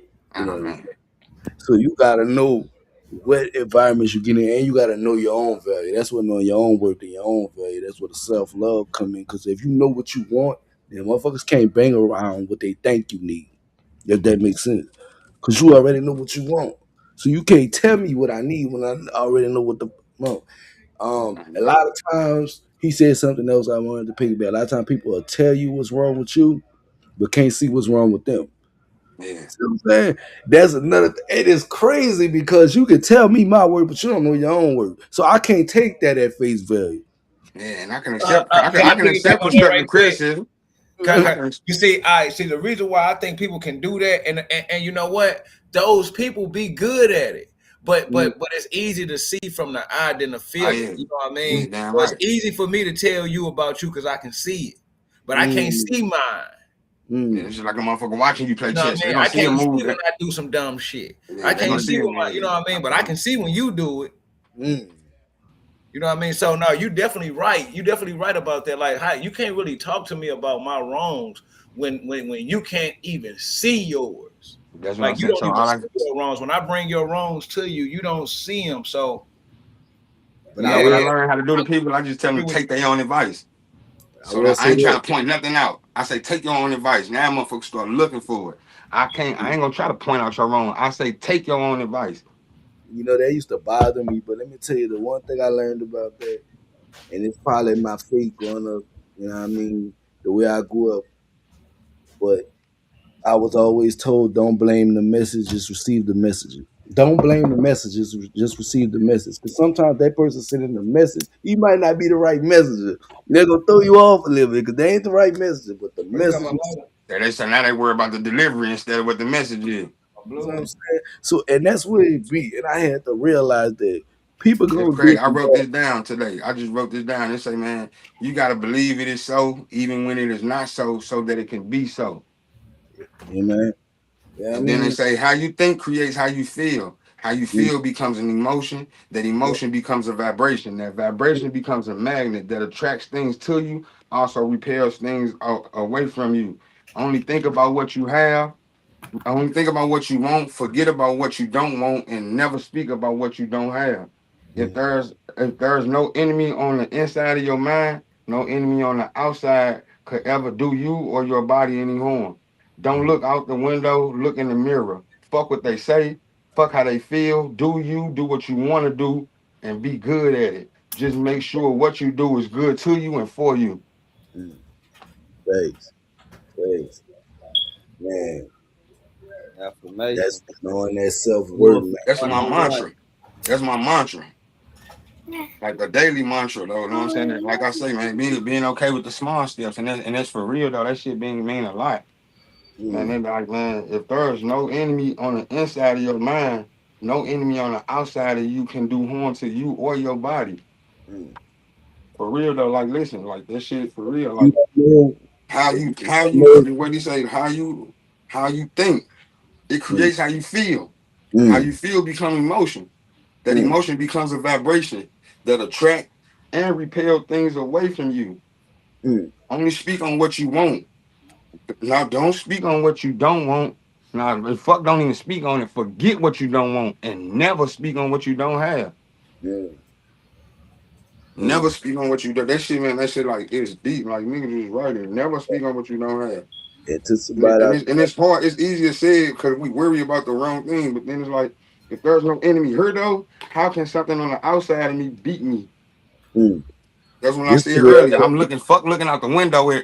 Looking out the window. The mirror is gonna fix everything.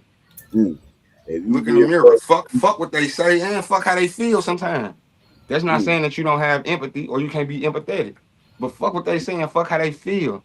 Do you and do what you want to do and be good at it. Just make sure whatever the fuck you do is good to you and for you. And let me say this.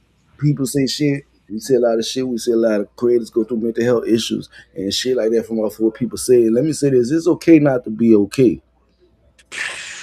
You know what I'm saying? It's strictly okay to not be okay. Everybody ain't gonna be good all the time.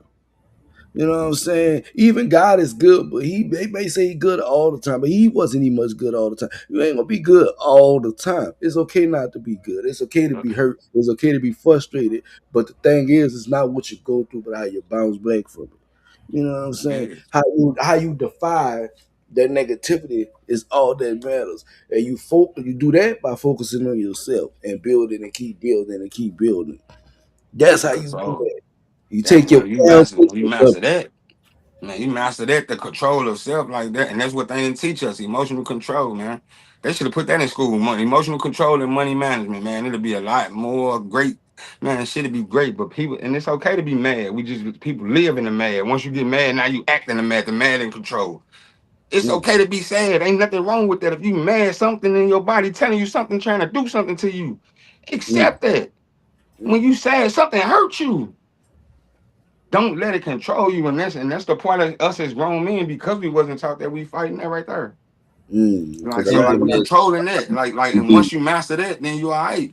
Like I say that, man. Don't make my daughter. You ain't gotta cheer her up. Let her be okay. She gonna be okay. It's okay to not be okay. But like you said, life gonna be up and down. If it go like this and the motherfucker hooked up, that mean they dead of a straight line. It's gonna be ups and downs. That's life. Facts. You're an artist, man, and your shit didn't pop this week. It's okay. That tells you need to go back there and get sharper with your pen. If you signed that first contract and that contract wasn't right, and you about to come out that contract, when you come out that contract, now you know how to negotiate your next contract. You learn from them falters. You learn from those things that make you not okay. Only people that dwell on it is those who don't learn from it. And those who have thick emotion when it comes to it, because they feel it from a different place, like Cancers and Scorpios, those type of energies, they feed from a different place. So it's like, I'm an Aries, I'm gonna chill, calm, and lay back. I'm gonna go through it. It's gonna be a phase. It's gonna be over. Some people hold on to it. That's them because they so passionate, so into it, too much energy. You know, a lot of people rely on that energy, but like I said, it's okay not to be okay. It's okay to go through shit. I was homeless, a year and a half, 2 years ago. You know what I mean? and I had no job. I was hauling, and it's not for pity so none of that. That was my fault. I was a grown ass man. I made decisions that put me in that place. Now in 2026, I'm a kitchen manager, got my own house, and I'm doing well. I'm training other motherfuckers out the pocket. I got a lot of shit going on. But let me Right, when tell I you, say man like that, and that shit hard. Like and like he said, the shit like when Greater Bill say, man, the shit I went through, I seen other people that destroyed them, and that's how you know that your story is what you supposed to went through, so you can stop others from going through it. I appreciate that I ain't in no league. I appreciate that I coach. I appreciate now that I'm an older sibling, because that was a part of the baggage I carry. Like, man, hey, I didn't know I yearned for shit like that, Flea, when I was dropping Brandon and Travis off at school or be at games and be like, y'all niggas doing hard. So the times when you came to my practices and shit, like when you done really came out and I'm seeing you up there, motherfucker, like, bro, you jamming, nigga, and the tourists come out because I yearn for that. And I, what the fuck? He like, no, that was your job. I had to gather my shit and be okay with that. thanks. That's why nigga, you like, man, this right here, I appreciate. That's my brother, because nigga, the ones I was blessed with, especially by my higher power, was the greatest. Cause I'm dead on both sides. I didn't have a chance for that, and then like I was my mama partner. That was my partner. But like I said on my song, that shit ain't changed me. We come from that. Man, that shit made me greater. Exactly. Other people, they gone. That shit wiped them out. I seen turn. We done seen people fighting beams, and that shit turning to crackhead. We built for it tough. That's the part of motherfucker can't tell me I don't love me. Yeah. Like you said, we were some smart dummies, and I only say that because you was there in the sandbox. But everybody, we all come from the same story, just a different path. When you come from that right there, that's life. It's regular. Yeah. But it's abnormal. Let me ask a question, because I mean, everybody. So what are signs? So what are signs when a person don't love themselves? Self-loathing. Self Let it who? go. Yeah, motherfucker, let it go. I can't hear what he said. Self-loathing. Like cutting on themselves and shit like that. But I love myself too much to harm myself. Yeah. Maybe that's just my thinking. All right, and that's what I was getting to. Harm yourself. So all right, so what's harming yourself?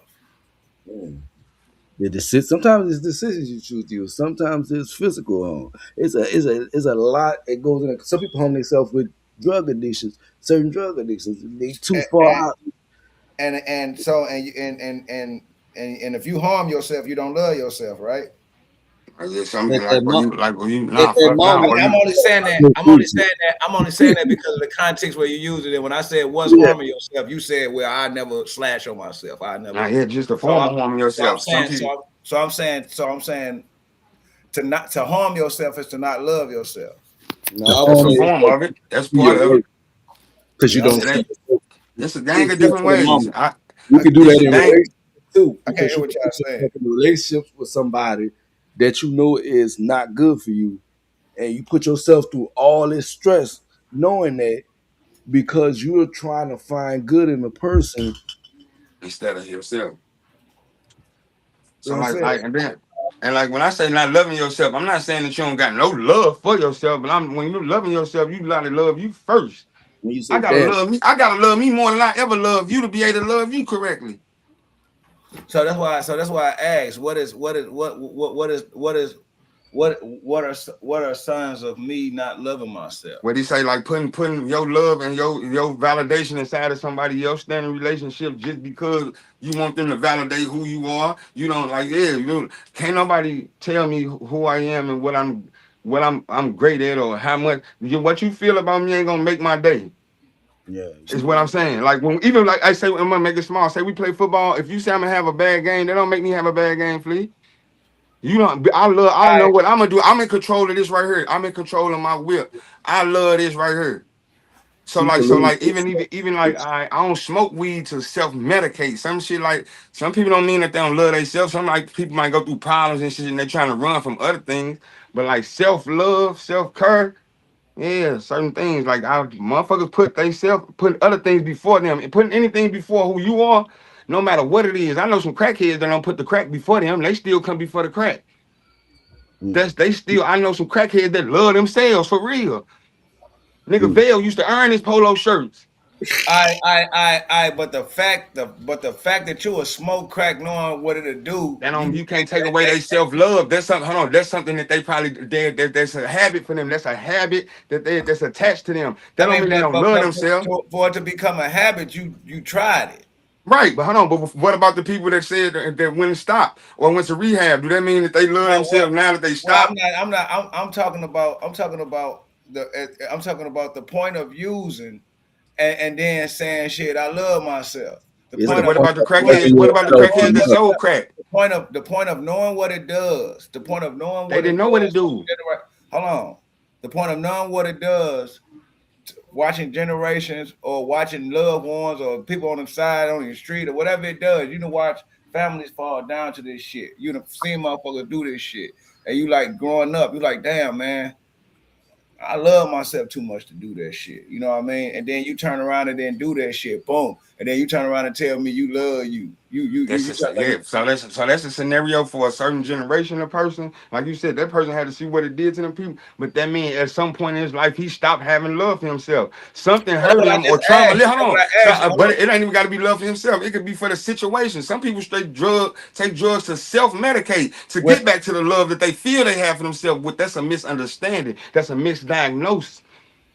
Well, you said it's some crackheads that love themselves more than crack. But I ain't talking about you. The way you just made that, the scenario you just gave, the crackheads that started smoking crack when crack first came out can't feel like that because they didn't know what it did to nobody. They didn't know what it did to their family. It was crack. It was nigga that got rich off of selling crack that started smoking crack. So you can't say what they did. My mama smoked crack when it was the drug of their choice. She don't know what it did. It just became what they did. We smoked weed.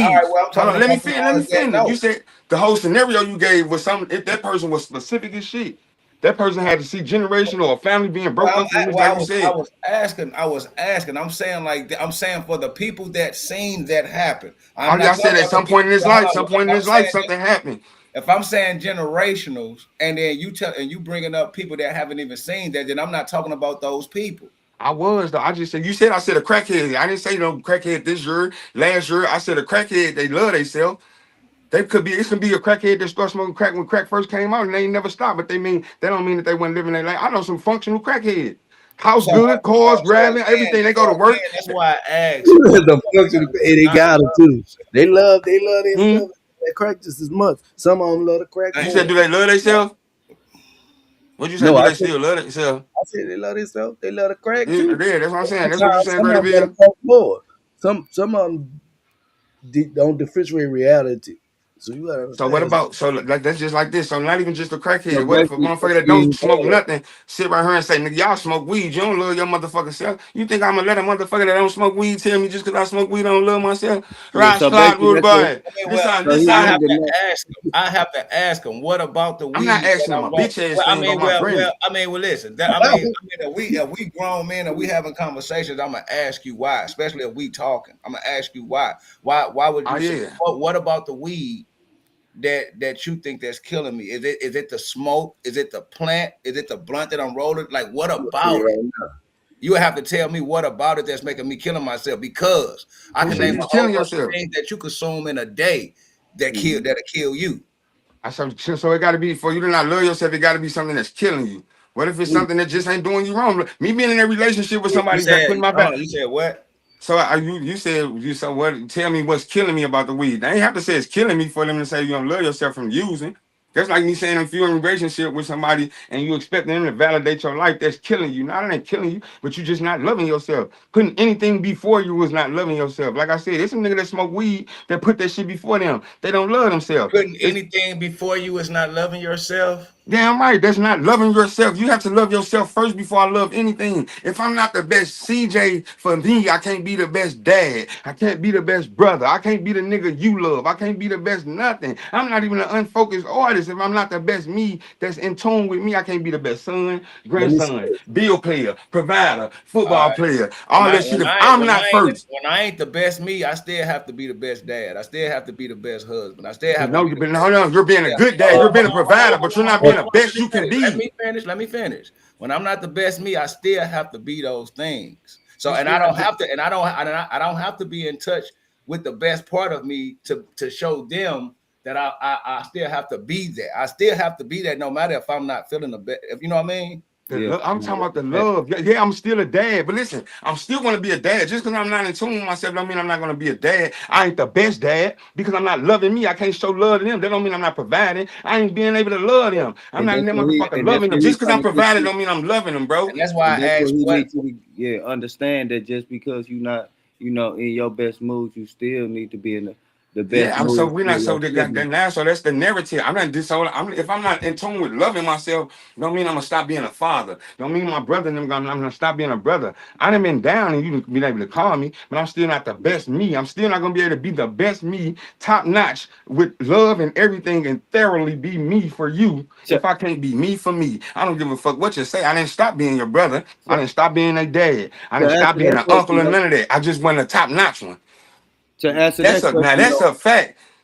To answer the question though, I would say the best thing, that would, kind of answer your question is, when is a person, not loving themselves, when a person kill themselves. That's when I feel like you're not loving yourself because you end it, because I don't say that. Not loving yourself is a momentary thing, the moments come and the moments go, but when you really don't love yourself, you're going to kill yourself, that way you don't have to deal with, the past or your present. That's what I would say.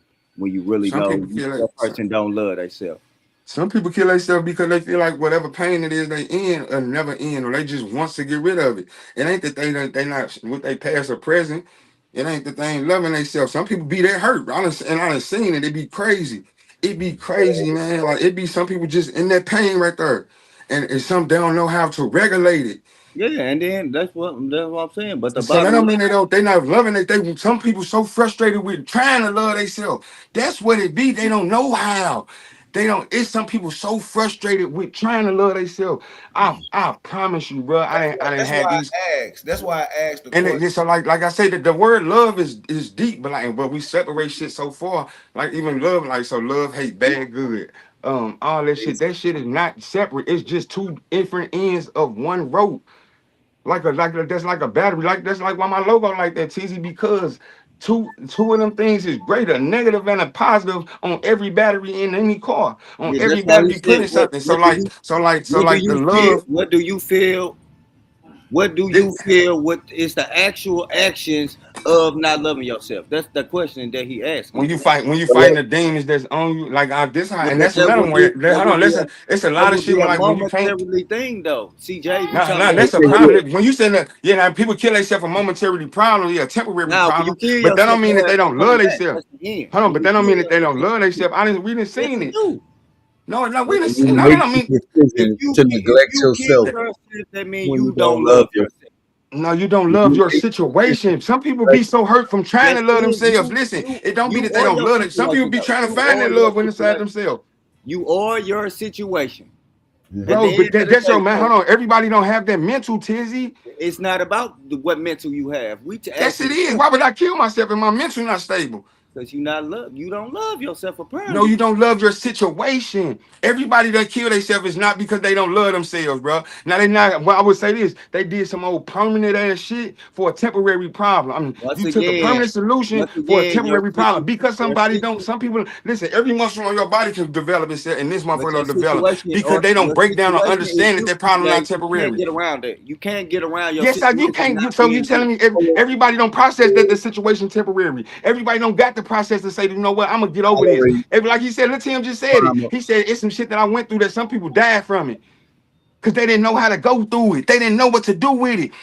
Listen, we could be on a block, everybody could have a gun. When somebody pull up shooting, we didn't practice that. We didn't practice what to do when somebody pull up shooting at you. Some people reacted differently. We don't practice what to do when somebody rob you. I didn't practice what to do when somebody pull up on me doing anything. So that's why I asked the question. That's why I'm saying that. That's why I asked. Yeah, your question was valid. I'm talking about I was answering him. I'm saying because the question, we still stuck on that. That's why I asked that question. Like what are signs to show that you don't love yourself? And I said it to me is when hold on. And and that's what I'm saying. Everybody can say, well, for me, this is what it is, or for me, or for what it is. But the bottom line, of if to not love yourself, to take yourself from this earth, from whatever situation that you're going through. It's not you lose love at some point. At that point, Yeah, I said that. I mean, because if you got a fucked up situation, you don't take yourself out. You change the situation.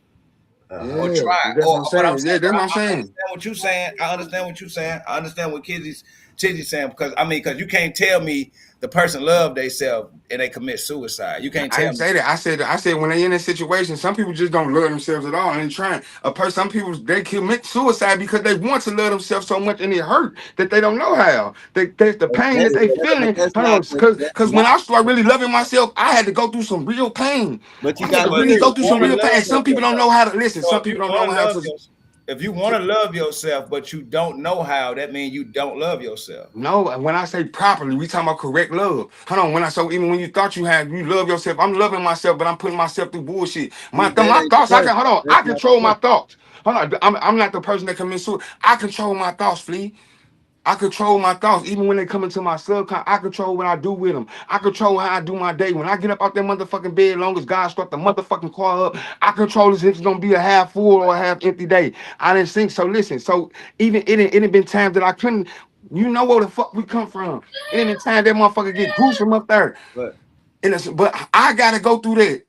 So when the pain, it was times that the pain was controlling me. That's me having to figure out what the fuck going on. Why am I having days like this? When I first found out I was depressed because I'm sleeping all day. First off, depression kill a motherfucker quick. You know why? Then ask yourself this: why didn't you kill yourself? Bro, why listen? You gonna let me finish? Bro, you've been talking for hella, CJ. No, I didn't, bro. I'm talking about throughout the whole thing, bro. You've been because my mental is different. So when are we supposed to engage and be able to get? We talking. I'm saying we talking. I just answered your shit. Now let me say this. If how you know that a person will let us so let me give you an example. A good example.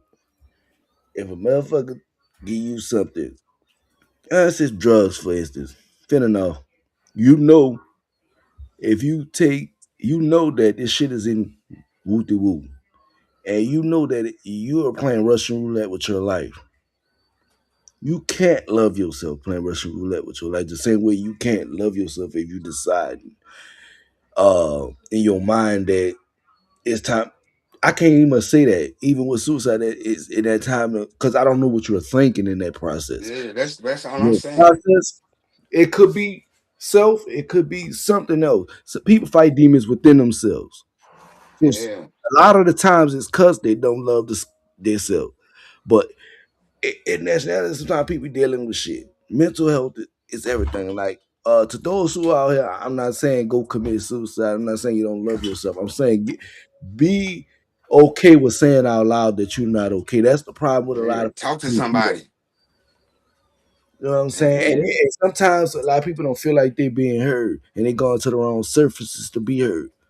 Yeah. When you go to somebody who don't relate, and you trying to then be understood, and you be misunderstood, or come back the wrong. Like when you do take the chance and to vent to somebody, like you felt like you was comfortable and some shit to come back around, like that shit for a person that who mind not strengthened. That's a muscle, Flea.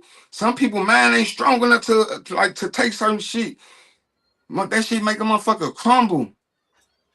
No matter what it was, and that's not. So I'm not saying that in that moment when they killed themselves, nah, they ain't love life at all. They didn't mean it, but shit. Some motherfuckers life though. I didn't say. No, I'm saying themselves. I'm talking about life. I'm talking about that. They life. I can't life is my life.